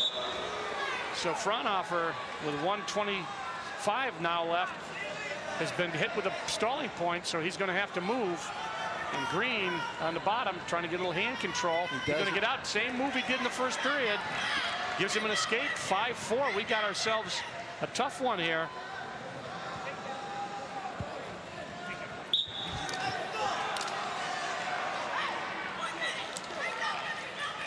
So Fraunhofer, with his back to us, has to move, has to shoot. And of course, Stan Green, if he wants to win, has to shoot. Takedown would put him in the lead as we're under a minute. Yeah, he's going to have to be careful. Fraunhofer, we saw first period was 2 inside trip takedowns. Yeah, right. Green's got to do something. He can't sit in there like that. That's just even strategically. No, it's not good for. Right. It's just what Fraunhofer wants him to do. Yeah. Okay, he's in a little better position here, but still, get out the side. Now he trips. Fraunhofer to his back. No, he comes up on top. Nice try, but Stan Green was countered by Carl Fraunhofer. With 20 seconds left, it's 7-4. Fraunhofer, nice job, but you got to give Green credit. Super change of events. Yep. Green's not giving up, though. He tries to roll through, but he can't quite get it. Now Fraunhofer's still on top, in control. 5 seconds. So Carl Fraunhofer is going to win this one, but it was a tough match. Stan Green in the third period gave him all he could handle, but Carl Fraunhofer, 145 pounds out of Salem High School from Section 2, is the state champion, 145 pounds. And here we're going to take a look at Stan Green Nice inside trip. He keeps the control, but look at this. Fraunhofer just keeps going with it, elevates him up over 2 points. And you know, Fraunhofer looked like he knew, ooh, this could, he didn't even panic at all. He knew exactly what he was going to do, and he, just a great match for Carl Fraunhofer. And Stan Green from VVS, game match, not able to pull it off, and we move right up to 152 pounds. Schneckenberger, Nate Schneckenberger out of Warsaw High School in Section 5 against Griff Powell from Suffern High School. Another one of those guys from Suffern. And Griff Powell, perhaps a candidate for most outstanding wrestler. Yeah, he's been to the States, let's see, 1, 2, 3. This is his 4th trip. It's not too bad at all. It's already signed with the University of Illinois, state champ last year at 138 pounds. 4th as a freshman, 2nd as a sophomore, so he has got a lot of experience, and he's not able to get the takedown yet, but he is working real hard on Nate Schneckenberger. Schneckenberger's tough. He's got great balance, not giving up easy. Yep, gives up 2 there. Potentially dangerous. We'll send him back to the middle. Schneckenberger 42-4. Let's look right there. He's got the control now. He's just got to get the control on the mat, which he does right there. Good job. And then you can see where the leg starts to go, and they gave him the potentially dangerous. Now he gives up the 1-point escape on purpose. So Schneckenberger back on his feet against Griff Powell. Oh, great. Powell, nice move there, boy. That was a super move. You watch setups when people do that little snap and goes and shoves, and that was just a textbook Boy, example. he pushed him and got the ankle. That's good hand-eye coordination. They go out of bounds, and Nate Schneckenberger down by 4-1. You're going to get a look at the replay. A peek here. Boom, pushes the head at the ankle. What a great move. Schneckenberger had a gold medal in the Empire State Games in '96. So he's experienced, but Griff Powell, 178-13 overall record. 2-time All-American in the Junior Nationals and the New York State Wrestler of the Year. So he is a guy to be reckoned with. He's up by 2. Oh, he's super now he's up by 4. Has all kinds of moves in his bag. Just right. He moved to Suffern.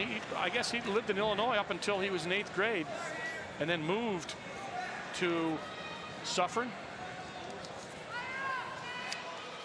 And a good place to he wants to go back. To wrestle. Go back to Illinois to wrestle. Yes, he does. It's nice.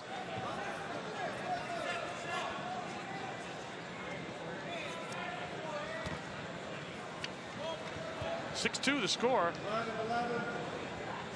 He's riding him pretty good. Oh, nice snap back down to his back with 5 seconds to go. Not going to pin him, or is he going to pin him? Very close, but that's going to do it. Wow. He's going to escape with a 3-point near fall. Going to give him a 9-2 score.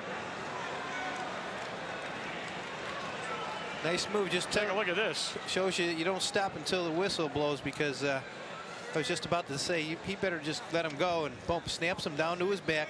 Has the presence to hold him down. And that right there is with about 5 seconds left and very close to a pin. You know, the last time Griff Powell lost was in 1995 to Jeff Reese in the state championship. Reese from Section 4, Elmira South Side. And Griff Powell said, I am not going to lose again. I didn't like it. And he has not lost since then.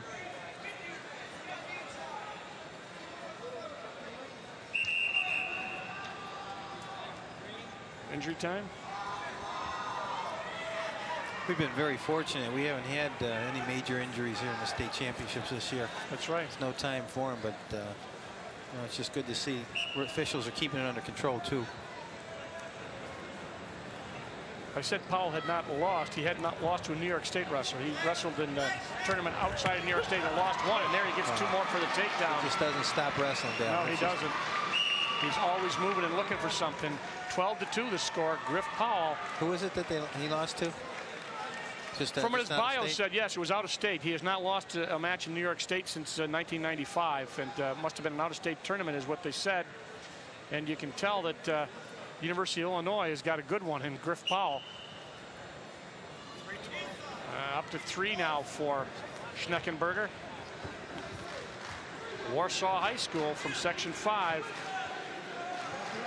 A bit overmatched at this point. Yeah, he did good to get here, but he ran into a whole lot of talent, Griff Powell. Well, Schneckenberger's 42-4, so you know the competition is tough, but Griff Powell is taking it to a different level, at least at this point, up by 11 at 14-3. Right here. Now he takes the leg up there, yep, yeah. And then he trips.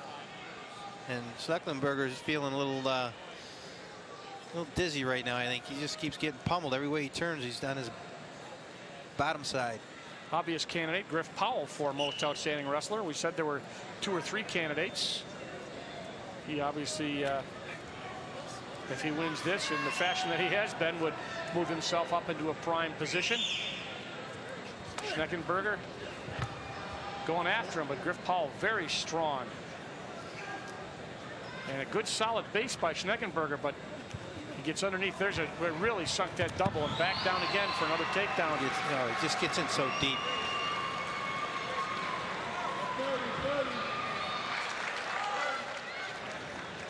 Both guys seniors. Oh. Every once in a while you'll hear the coach yell. Once in a while one of the guys will look over his coach. John, what are they trying to get from the coach? Well, especially in Nate Stecklenberger's position, he's trying to figure out, well, how can I stop this guy? You know, what am I doing wrong? And the coaches, if they can figure it out, are yelling things to them. You know, your hips, your arm, hand control. Don't shoot him with your head down. But you know what? I don't know what they can tell him, because Griff Powell has taken him down with 5 different takedowns. There's the only time he doubled the double leg. He's done that. And that's a linebacker move. That's just exactly, you know, tenacity and strength. Now you look over Griff Powell's corner and they're just relaxed, like, okay, keep it up. You know, it's right. But the coaches really, you know, they're pulling for you. I mean, at any level, and every once in a while they can help. But sometimes it's just a you know, an encouraging word. Keep at it. You know, it's difficult. Sometimes the strategy, you've been here, John. What's it? Do you listen to the coach? I mean, not that you'd ignore him, but it's tough sometimes you've really got to do it on your own. Yeah, I think you see him, but it's almost like a movie. It's right. It's just different. You see him, you hear him, but you don't react. Your adrenaline's pumped up, and you're doing what you're going to do. But I noticed a few guys did that today. They watched him look. They tried it, but they were outmatched. Every one of them. They were getting the advice. Boy, is he quick. 2 more points, 2 more takedowns, 20-6. With a lot of time left in this 3rd period, and Nate Schneckenberger from Warsaw doing his best, but he's just having a tough time with Griff Powell. Just so good with that head, you know, just moving it around. Now it's just a simple spin behind. And just stays at it, looking at if he's going to come this way, I'll counter him the other way. 20-7. Schneckenberger's just paranoid right now. He doesn't know what to do to stop him. This is the same thing, the spin around. He's shooting in with his head down, and that'll do it. Yeah. Yeah, you got 15 points. 22-7 will stop the match. So this is a technical fall. So Griff Powell moves himself up into prime consideration as the most outstanding wrestler as he defeats Nate Schneckenberger from Warsaw High School. And Griff Powell, 152-pound state champ, and just a tremendous talent. As Griff Powell, you can tell that was his goal, to win the states. And here's how he did it, his last move. And it's fitting it was just another takedown, John. That's it, yep. Nice snap down, spin behind, and he just doesn't stop. So by a 22-7 score, stop it. And we move on to 160 pounds. Kevin Haggerty from Section 8 out of Long Beach High School, and Dwayne Thomas, his opponent, from Section 4, Maine Endwell High School. Haggerty 37-0, Thomas 39-1. And we're coming up to the bigger weights. An impressive looking knee brace on Kevin Haggerty, as you see him right there, Section 8. There you see it on the right leg, just the top of that knee brace. Haggerty was 4th in the States at 155 last year. And Thomas lost to Haggerty in a tournament earlier this year in Oneonta by 1-0. So they have wrestled this year, although they're not in the same section. They wrestled in a tournament. So the first guy, little injury, is Kevin Haggerty. A little bit in the eye. Yeah, it's a 3rd or 4th one tonight. Let's see if Dwayne Thomas' strategy is to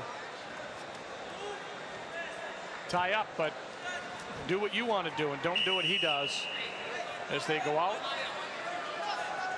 That's a good look at Dwayne Thomas. Maine Endwell High School, 39-1, 90-20 overall. Both guys seniors. Haggerty 105-18. Haggerty also an all-county lacrosse player.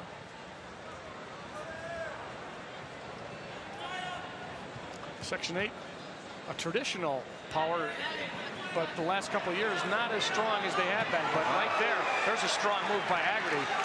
The senior from Long Beach High School took Thomas right to the mat. So a lot of quickness for a 160-pounder. 2-0 to score by virtue of that takedown. You know, that's a pretty heavy-duty knee brace. I was looking at that, John. That's not just for an abrasion. That's on the borderline of bionics. Yeah, right. It's just hopefully it's nothing serious, because you know, if he goes out and plays lacrosse, if he picks Virginia. Yeah, looking at Penn State, Delaware, Virginia. Sorry, Penn State has a lacrosse team too, but haven't heard much from him lately. I assume he's going to be a wrestler at those schools. Right now, Haggerty gets his knee, actually his leg, taken by Dwayne Thomas, and Thomas, let's see if he can bring him down or get control. He does take nice it down, try. but he's out of bounds. Had the toes up, but was out of bounds. We're going to get a timeout here as Lou Calando, took a timeout. Let's see what happens. Thomas in tight, as we mentioned, and he tries to tackle him, going out of bounds, but he doesn't have that control. He lost the leg. So they're going to look at Kevin Haggerty out of Long Beach High School, as I said, just to make sure that probably a little bit of blood. Takes a little sip of water. And 19 seconds left first period. We talked about the coaches, the other coaches for Dwayne Thomas, giving him some instruction as he gets a timeout. You can't give the instruction to the guy who takes the injury time, right? Yeah, that's kind of a funny rule, though. I mean, you know, if you're hurt, you get penalized because you can't get any coaching, you know. 2-1 the score. Haggerty on top, though, gets underneath and gets a single. He's in there tight. He's got two. Scoop the leg and gets two. Very quick. He just they were playing cat and mouse, and Haggerty beat him to the takedown. And you know who's hurt? Dwayne Thomas is now hurt. I don't know if we can see what happened, but he is holding on to his ankle. Let's see what happens. See, both guys go down on the mat, up and down, and now Haggerty's going to shoot in tight, keeps driving. You know, Thomas shot at the same time, and he had forward motion, and he really got underneath, scooped the leg right there. Yeah, looks like he hit his heel. Yeah, he might have stretched his foot. And Haggerty continued. Another angle out of here, Dale. Great work on the camera. Let's see what happens. He's going to try to scoop the leg, and when he scoops it, right there. Oh, yep. That is his right leg they were working on. Yep. So, Dwayne Thomas back. Kevin Haggerty back. There's a look at the ankle. Seems to be he's walking all right. Haggerty undefeated this year, and Thomas lost only once. They go right back at it. Second period.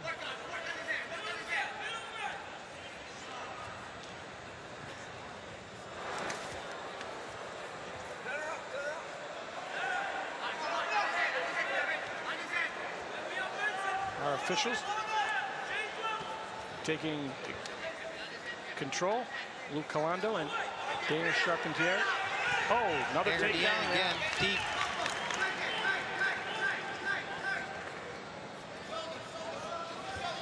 .6-1 now the score. So Haggerty in control as the second period had a lot of time left in it. Let's see what he's going to do for work for the pin. Oh. He's got the leg. Thomas is trying to get it, pull a reversal, but nope. Had his leg split. It's almost, see his leg split like that, very difficult, obviously, to generate any power. Yep. And he's keeping that ride, but he's also putting a half in to try to roll him over, so it's a good combination. Got the arm. So Haggerty on top and wrestling hard. I don't think you have to worry about him being called for stalling on top. And he does. Well, yeah, even as I speak. He stopped throwing the half. Of course, the fans agree with me. Well, I think you're both right, but the official interpretation is you have to get out to the side in order to move the work for the pin. And what happens is he's almost up on top of him parallel. So I will defer, and I will say that I was probably wrong. No, you were right. Haggerty warned for stalling with a 5-point lead, but he's got the arm barred up and lost it, and now he's got his leg. He's going to just give it up. You know, I see what they do. A lot of these guys are not going to get themselves in a compromising position. They'll let them up and give them the one before they do something that's going to put them in a tough position to give up the reversal and possible back points. So it's 6-2 now. Dwayne Thomas from Maine Endwell High School in Section 4, down by 4 at this point. They're going to go out of bounds with 4 seconds left in the second period.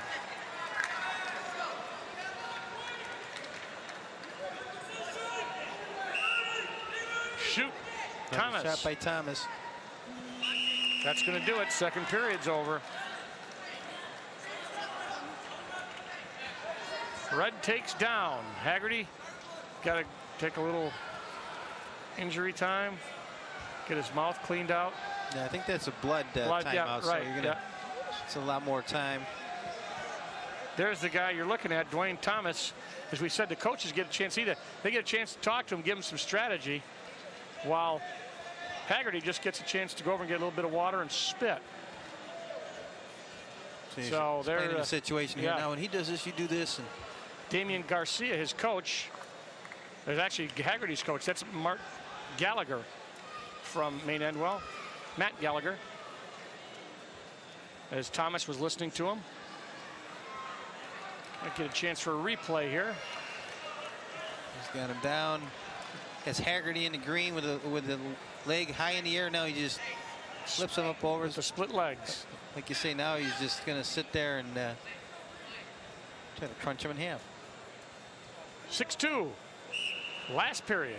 Haggerty going to let him up. Let's see. It looks like it, Dale. Let's see. Yeah. Yep. Let him up. Never sure anymore. No. So they go back where they have spent a lot of time. Haggerty and Thomas on their feet. 3-point lead. Got to be careful now. He's been called for stalling once. Right. Get hit at point. Now it's 4. Right. And you're within a takedown, ties it. Right. You're right. And he is backing up. So his coaches, or the other coaches, yelling, how about a call here? So Haggerty playing the odds and the edge of the mat. And also very quick, so you got to watch those. Step 2, no points. There's one of yours. You talk about the last thing to remember is that the guy in green shot, and Haggerty, who had been warned, does shoot, but it's on the edge of the mat. Out of bounds right there. Very close to a takedown, though. Back to live action. Thomas from 4 shoots, backs out. Haggerty countering. Again. I think it's going to be very quick here. Yeah, I think Haggerty's going to get nailed. But I'll tell you, that's an embarrassing call because just then. Yep. He gave up a point for stalling and then got the takedown. 8-3. But they were right in calling that. But hey, it's just part of his scheme today. Let him shoot, now shoot. He's got that arm at a tough angle. He gives it up, and Thomas trying to get out. He says, watch the roll. You can see him hooking the wrist and then trying to, he's going to give him another take or another escape. And he does right there. So he's given up 2 points for stalling, right? The next one's a 2-pointer if he gets called again. So Haggerty backing up.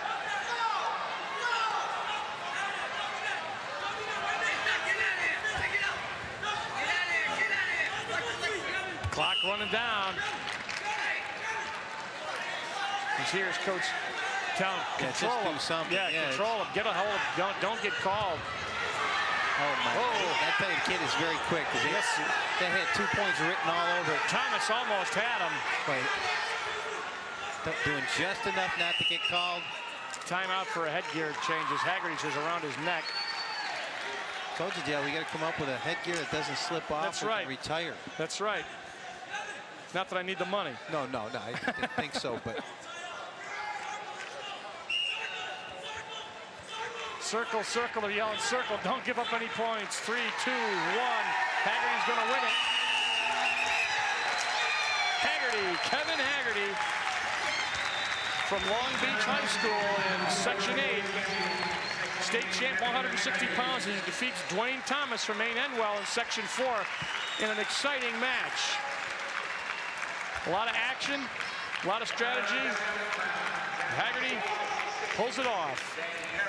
Look at the replay here. He had been hit for stalling a couple times, and here's where. Right there. Yeah, you said had down. 2 points written all over it, but he fought out, and Haggerty got back up. And it was able to sustain that position for the rest of the match. So he's going to get a break, and we're going to move on to 171 pounds.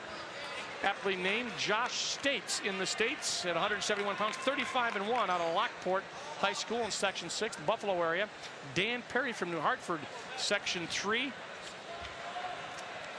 One's a senior, that would be States. Perry, a junior. And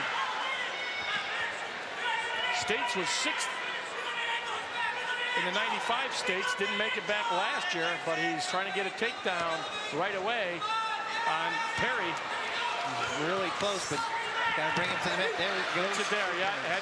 Got the 2 points. The big guys. Perry from New Hartford, as we said, 87-25. He's the guy in the blue. Down. Yep. Right here, he doesn't have the control. He's going to bring him up, down to the mat for the 2 points. Almost, yes, an escape as we come back to live action. It was almost the same look, but that time Perry turned and got the escape from States. States out of Lockport, New York, Lockport High School. States 171-49. A lot of match experience. Looking at Clarion Edinburgh. As we said, he was in the States in 95 at 6th, didn't return last year.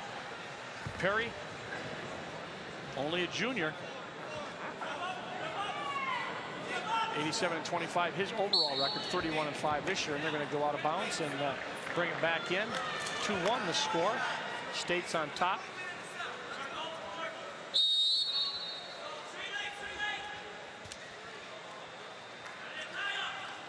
Both guys very strong, John. Upper body working for the takedowns. Yeah, they are. That makes it difficult, too, when you get them that big and, yeah, Perry, big and strong. And unless it's a clear shot, you're just going to get in there and get all tied up. Have some speed. Perry tried to get an ankle pick. States kept his feet back. Yeah, you're going to keep circling. Don't get caught up underneath. That would as long as States is. Our officials, Dave Warren, our head official, Dick DeMott, our assistant.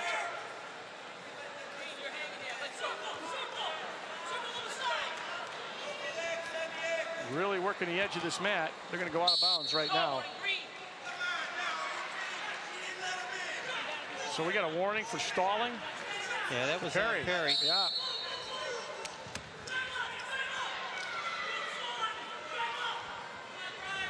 Perry trying to control the head, and States pushing him. Very close, nice move, but nothing there. 2 seconds, and that'll do it for the first period. So Josh States on top by 2-1 over Dan Perry. States from 6, Perry from 3.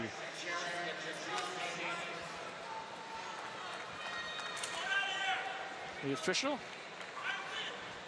Dave Warren, gets him set, blows the whistle, and a switch attempt by States, countered by Perry.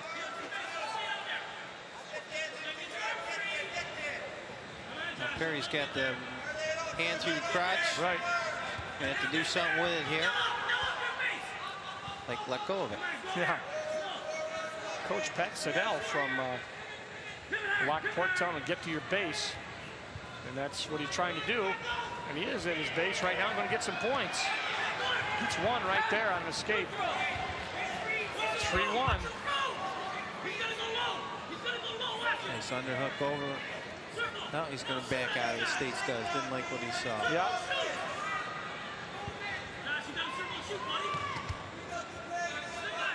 Perry's shooting in, but he's not going to get any takedowns unless he starts using some setups. Yeah. States has got a great balance. He's set up nice. Now he shoots underneath. Actually, both guys shot at the same time. Perry trying to get those big legs back and get head control. He's got a hand in the crotch. Just trying to get out the back.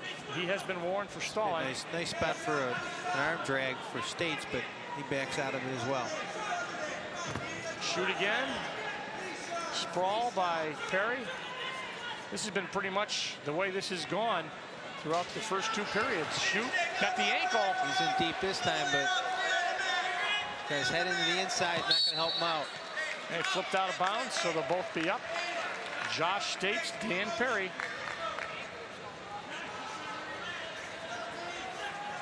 Replay, touch, go. Perry trying to get to the ankle. Yep. See that his head's all he threw the crotch area and just can't take anybody down in that position.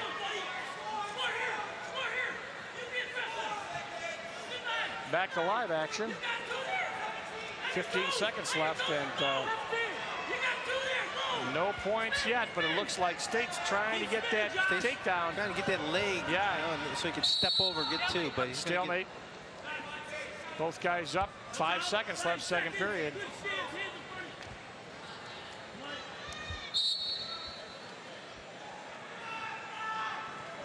Second period's going to end, and it's going to stay the same. 3-1. Josh States on top from Section 6. Dan Perry will have the bottom position, the wrestler from Section 3, New Hartford.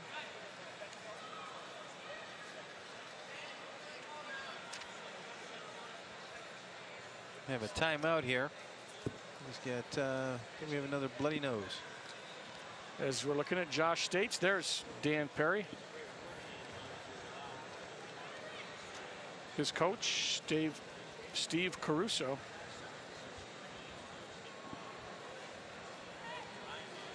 Josh States getting a breather and a little bit of water.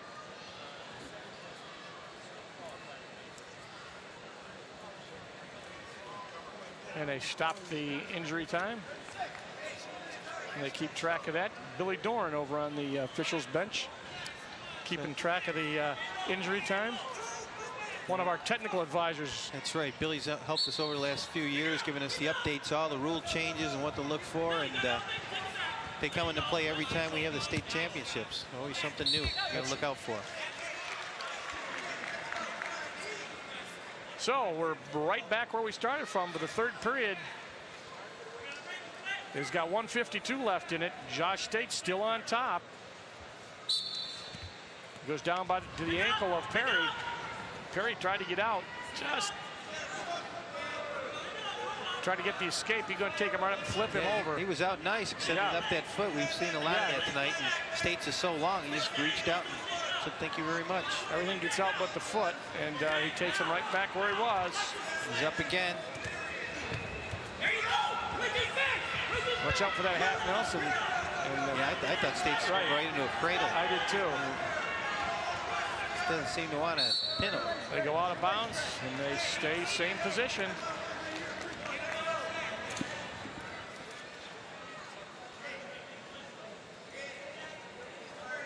Dan Perry getting some coaching from the side. There's the leaving the leg. See right there, I thought he was going to go for that cradle, and he just keeps pressure on it, doesn't do anything with it. Perry did a good job of bulling his neck and getting it up. Probably one of the most important parts of your body in wrestling. Good, strong neck. But right now you can see what we call stalling. So Perry is... They called in on States. And right, Perry's going to get a point. Yeah, is that his first call? It was a warning. I'm sorry, it was a warning. Yep. It's a good call. He's not going for the takedown. Right. There's one. Perry out, gets the escape, 3-2. So State's, both guys have been warned for stalling as we're down under a minute in the third period. So that sets it up for you. Both guys warned. State's in. Decent shot, but the head's nope, here goes Scoop. Nice whizzer. Yeah, by Perry. He's got it in there now. State's trying to bring the arm out. Nope. He brought it back. He did, and Perry grabbed it. He's got to get his foot out. They are time going by.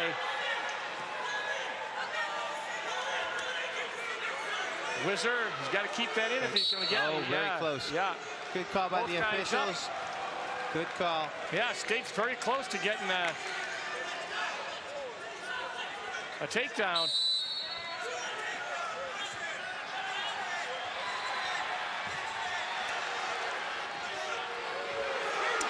And they're back to live, Dale, right there.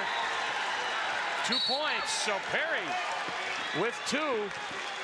4-3 now. And we have 15 seconds left, so now we have a little strategy we got to work out here. Do we ride them? We have to ride them. How are we going to do it? Yeah, because if you let them up, you're automatic overtime. And plus, you don't want to do it stalling because then you get hit with a point. Right, so there's a lot of strategy here. Dan Perry, who has gotten a lead for the first time with 15 seconds left to go, has to hold down. He goes for the ankle. Just fine. He can't sit down there, though. It's going to be tough. Well, he's got to hold on to that leg. He doesn't want to give up 2, 4, 3, 2, 1. That's going to do it. Let's see what they say. It's going to be Dan Perry who took the lead with 15 seconds left to go and is going to defeat Josh States. Great match. Tough that Josh States had to lose. Dan Perry did it when it counted. John Janiak right at the end. Yeah, it's why you can't give up in any sport, but especially in wrestling, because you just don't know. Let's take a look at that. He hung in there tough. He kept driving. Here he goes. Nice trip there, too. Now he brings his arm up. That was a good call. That's perfect. Yep. I mean, there's a takedown. There's no problem there. Great job. Okay, 189 pounds. Dan Stein, who has technical fouled his way into the finals at 189. Mike Sperandillo from Summers High School in Section 1. He's 35-0. Stein 41-0. Stein 5th in the 96 states at 215. So he lost some weight, huh? Yeah, went on a little diet. So he's from Section 2 in the maroon. Mike Sperandillo from Summers High School, 35-0.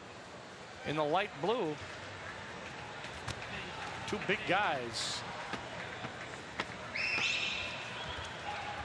Sperandillo also plays football, and right now he's going to be in a little bit of trouble here as Stein working to get the takedown from Queensbury High School. He gets it. And he's up, but then he's down again. He's on his back, and he may be getting our first pin. He's got it. Of the night. Sperandillo not able to fight off Dan Stein in our first pin. Dan Stein can't even get upset. It just happened that quick. Yep.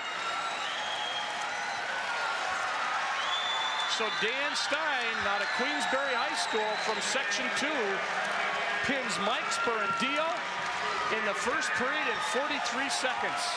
Look at it. Trying to come up, and he goes down, but he rolls through, and he just didn't have enough to get by. And look at unbelievable. Right there. So just that quick, 43 seconds, Dan Stein wins state championship. We'll be back with the bigger guys at 220 right after this.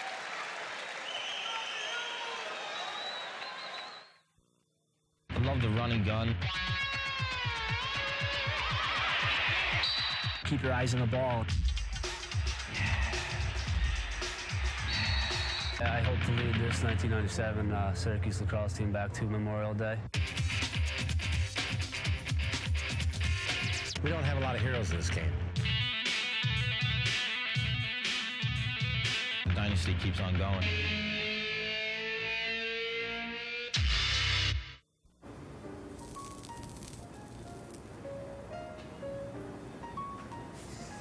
Your breath is as sweet as the morning dew. Well, your breath smells like the bottom of a tar pit. Your soft sighs caress me like the warm summer wind. I feel like I'm sucking on an exhaust pipe. Kiss me, you fool. How about a hickey?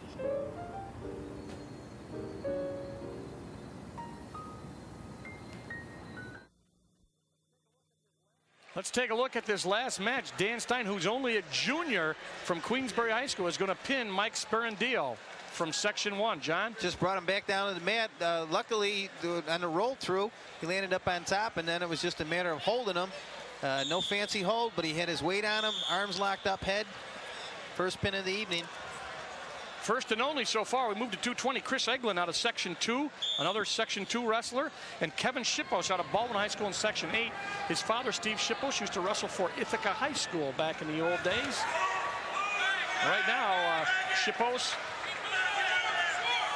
in the green, Eglin in the maroon. Both guys seniors. No points yet. Nice roll through, but no points. He's going to get two right there. Yes, he is. I was wondering where that was going to land. He just kept rolling around.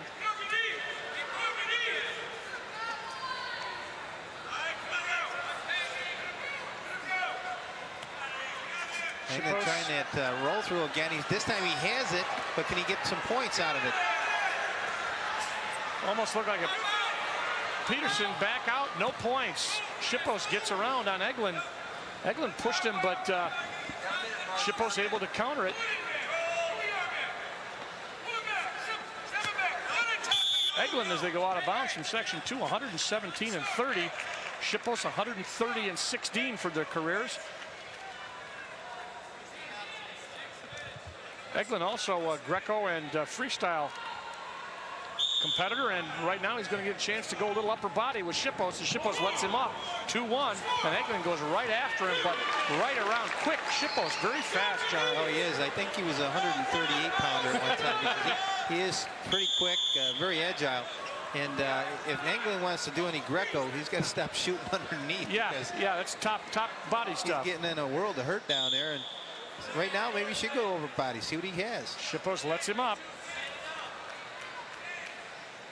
Shippos 30-0, 28 pins.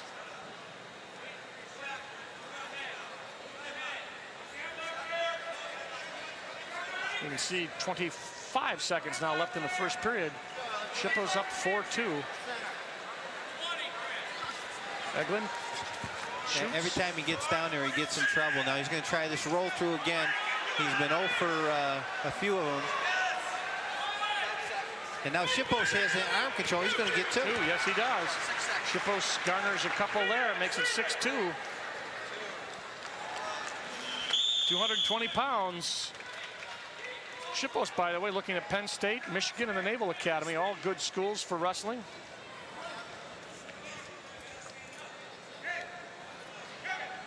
So right here, he gets the hand just over the top of the arm. Gives him the control for 2 points. And that was with 5 seconds left in the first period, so gives them a 6-2 lead. Steve Shippos, his dad, by the way, is his coach also. We can see him over there. I recognize him. And he's got his son a 4-point lead, but Eglin is on top of him right now and working. The senior from Shaker High School in Section 2 is going to not give up one right there. Shippos, nice move. Telling you, maybe he was a 26-pounder, not a 30. Oh, he does have that quick, really able to get around quickly. I'm telling you, he does. Eglin was in there pretty deep, but just can't do anything with his speed. And I'm telling you, if he wants to stay in the match, he's going to have to go upper body and do something with that. Out of bounds. So they will bring him back. Our official, Marshall Schlossberg. Shoot by Eglin, head down once again. You know, you're right. He ought to go upper body if he's going to do a little Greco. Yep, something out to the side, but as of yet, he's not faring too well with the shots he's taken. Stalemate. Both guys are seniors, by the way.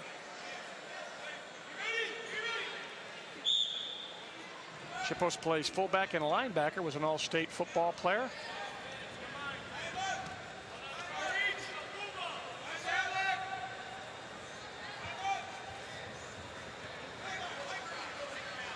Eglin now staying away from that going down low. Yeah, it makes sense. I mean, at least for now. Maybe in the third period if they're tired, but right. Score stays 7-2. Steve Shippos from Section 8, Baldwin High School on top. And again, he shoots in, and there's that speed we talked about. Shippos 2 more. Yep. Goes up with a head. He might get one for an escape here. His father's telling him get out to the side. His father's really working him over from the coach's area. Shippos up by 6 at this point as the second period winds down.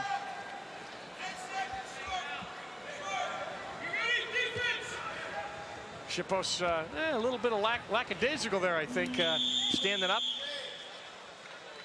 But he's been moving so much, he may be tired, you know. Yeah. Yeah, they're both breathing pretty hard. That's Steve Shippos. Good look at the senior from Baldwin. Shoots down, head down again. It's same old story and the same old ending. 2 points. How many times you run that drill in practice? That spinning drill, right? A couple, 2-3 million. Yeah, right. One of our other associate producers, Doug Hartman, a wrestling coach at East Syracuse Manoa, will tell you that that's all a basic part of wrestling, the spin move, especially when they shoot, and that's what Shippos has been using. And with his great speed, he's gotten 3 takedowns, I believe, 3 or 4 out of it.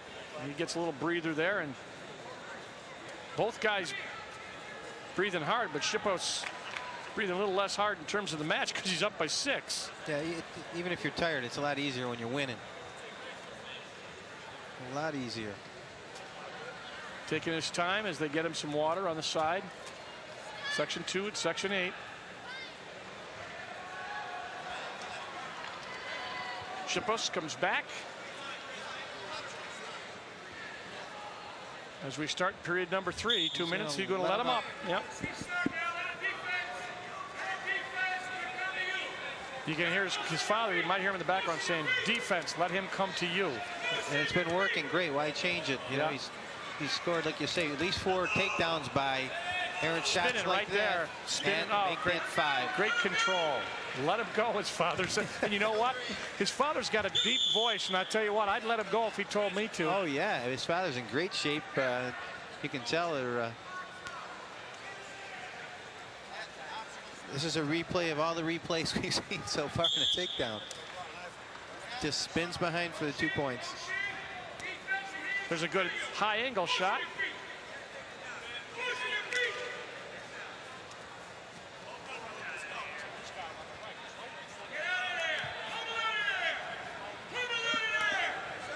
Eglin going upper body, he's going to get. So out of bounds they go. Third period, 1:13 left. Yeah, both these guys are really breathing heavy now. Yep.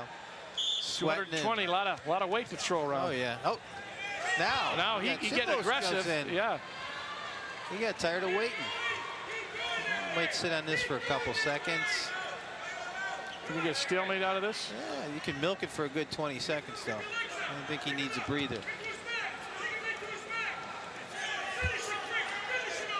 Shippos.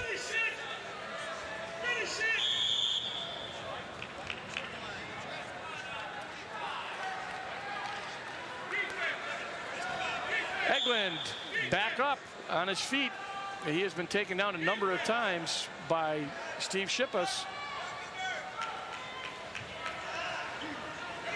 There he is. That's his father, Steve Shippos.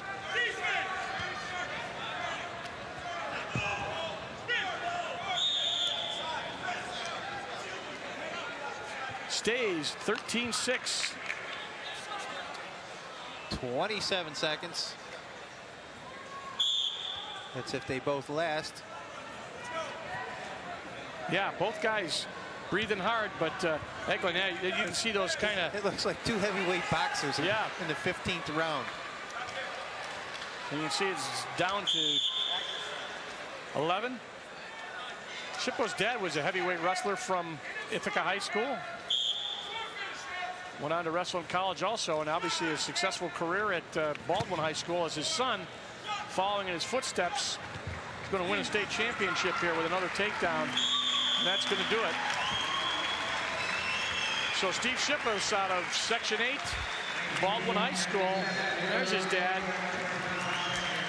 Defeats Chris Eglin from Shaker High School. That's Eglin. There's Shippos on the right.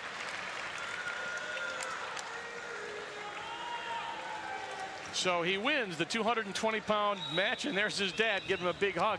And there was a guy who listened to his coach. When he told him to do something, he did it. Absolutely. This is typical. Let him shoot, he said. Be defensive, his father said. And then he's let him spin around, and he got a number of takedowns right that way, John Janiak. Exactly. And there was his dad's reaction. Big sigh of relief right there. Quite happy with his son. Oh, yeah. And if you thought those guys were big, we're moving on to the 275-pounders. Tom Marrero out of Section 11, Wyandanch High School, and Mike O'Keefe from Brockport High School, Section 5.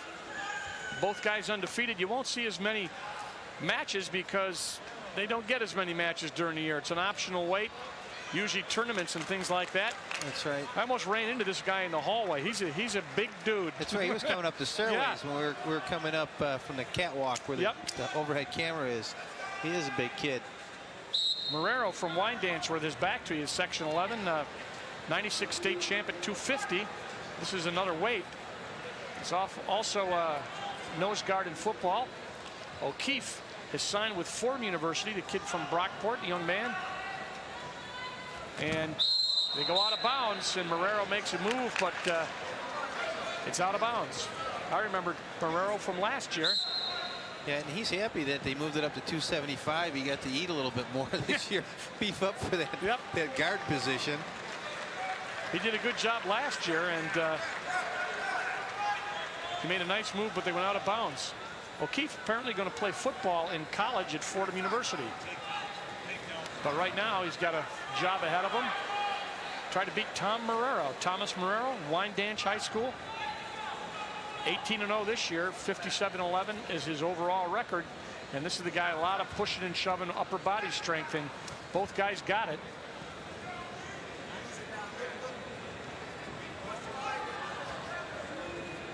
One minute left, first period, 275 pounds. Shot by O'Keefe. O'Keefe's trying to get underneath, but he's Marrero, taller. He's been here before. He knows what it takes to win. We watched that last year. It was a typical cat and mouse game, pushing and shoving, and he came up on top. O'Keefe a couple, 2 or 3 inches taller than Marrero. Sometimes that figures into it. Marrero looked like he was going to go underneath, but he's got the underhooks and he's going upper body. He's trying to. He's got some great leg strength too. He jacked them up nice with it. He used that double hook and tried to push him up in the air and then drop down. The only problem with the heavyweights are that it's usually 1, 2, 3 steps you're out of bounds. So you have to really think quick for the takedown. No score yet. 275 pounds. Both guys. And this is where O'Keefe has to get his head out of the shoulder because he's going to get called for stalling if he keeps going. That's right. Emerson Bauer, our main official, and Ken Reisinger, our secondary official, as they send him back to the middle. 7 seconds left. First period. Ooh, almost underneath. O'Keefe looked like he wanted to go downstairs. They're just warming up. O'Keefe says he's going to defer. So it goes to Mr. Marrero to make the decision, and he says, I will go down. Thomas Marrero, Wyandanch High School, Section 11. And Mike O'Keefe from Section 5, Brockport High School. Let's see what they do on the mat. O'Keefe got out to the side, broke down the arm control. And Marrero keeping his weight on him nice, but as I said, Thomas Marrero's been here before, and he takes his time. He'll get up. State champ at 250 last year, and he was tough last year. And he's going to almost get an escape, but I got to give O'Keefe credit. Boy, he held on to that leg, and he's got a... You see O'Keefe try to kick his leg? Yes. That is just a solid, solid That's base. like kicking an oak tree. What? He almost gets out. Marrero just tough. He just decides he's going to get up. He's going to get up. But O'Keefe trying to get a 2-on-1. It's hard to get leg control there, isn't it, No, John? that's it. I mean, he's doing a great job 2-on-1. But if Marrero gets his base, like you say, he's going to get up. Yep. Thomas Marrero on the bottom. Formidable opponent. Won last year at 250. Now O'Keefe's trying to cradle. Does he have enough of it to lock it up? I don't see it. No. Marrero pushed his way out. Nice job by Marrero. And, you know, I got to give O'Keefe credit. I don't know if I want to cradle that guy. Back to a little upper body throwing. But 1 point was gotten by Marrero on the escape, as O'Keefe was working for a pinning combination, and he just pushed him away. Got to his feet, and they're back where they spent a lot of time in the first period. I couldn't see. Did he actually get that locked up at all? No, I don't think he got his... No, you could tell what he was going for, but his hands were not there. And that's when Marrero just stood up and pushed him away. I could see if he just kicked his leg out, he would have broke the lock anyways. Right. So, did they warn both guys for stalling? Yes, they did. Yeah, okay, I just... which is pretty usual in the heavyweight division. But I'll tell you what, I don't think they're stalling. They're just, it's tough. It's tough. Technically it's stalling, but you know that they're just, they're working hard. Hey, I wouldn't want to shoot underneath either. You know, these guys are big. Big and strong. You're looking at Mike O'Keefe.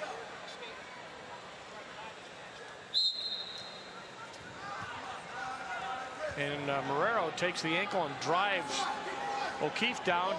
He's working on a 2-on-1 across the body. Not letting him get to his base. He also has the near leg trap. Now he's going to come underneath, maybe with it. No. Wizard try by O'Keefe trying to get.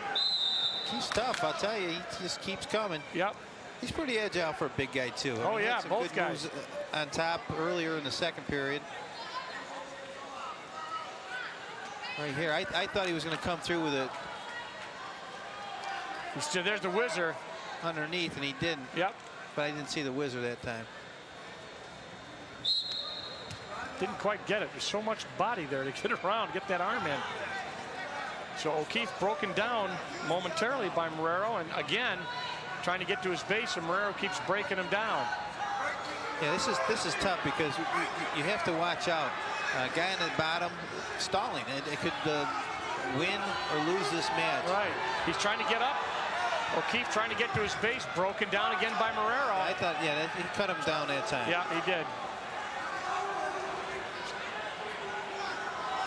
So Marrero working hard as we're going to come to under a minute now in this match. 275 pounds. Yeah. It's going to be slow, but he gets him. O'Keefe tried to whizzer, but he just could not hold it in there. I think if he did, he would have been on his back, so better he gave up. Marrero protecting that 1 point lead and working hard. A double stall again.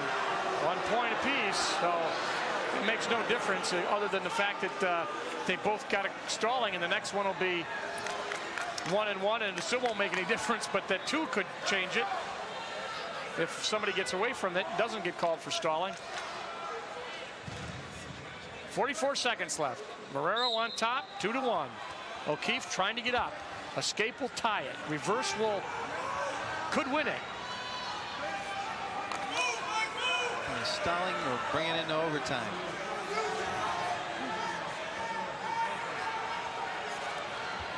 It's tough to determine, boy.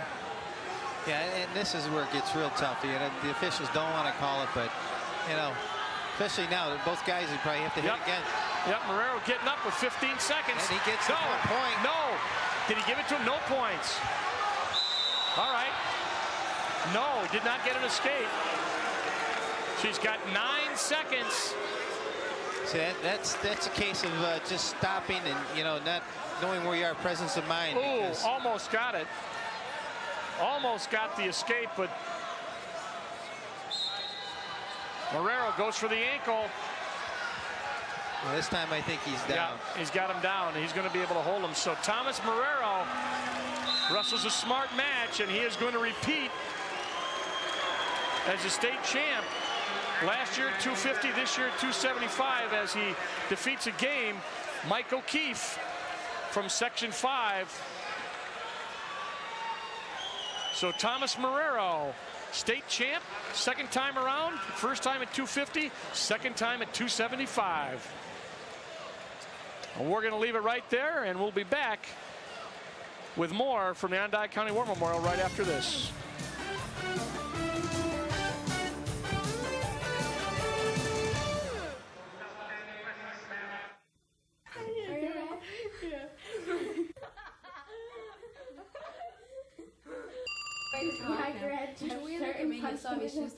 Do you want his number? You guys be quiet. Hello?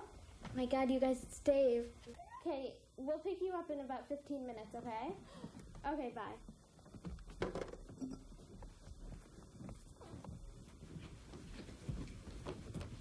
Where are you going? You said you'd watch me. Don't worry, I'll be right back. Just lock the door. I'll be right back.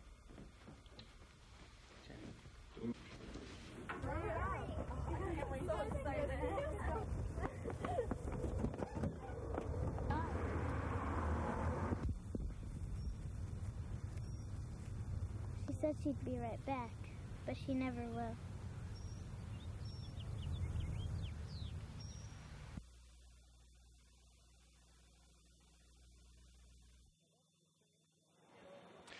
Well, most of the fans and the wrestlers have gone home, but there's still a couple of pieces of business we have to take care of. And, of course, the first thing you want to talk a little bit about, of course, is the team title. Now, you're going to see a graphic here in a second. It's going to show you going into this, Section 3 had 8 wrestlers in the finals, and they didn't have to do too much. They had to come up with a couple of champions. They did come up with a couple of champions, scored 238.5 to Sections 4's 190. John, tell us about the champions. That's right, Dale. 112, we had Jody Avery from Morrisville Eden High School, and at 171 was Dan Perry out of New Hartford.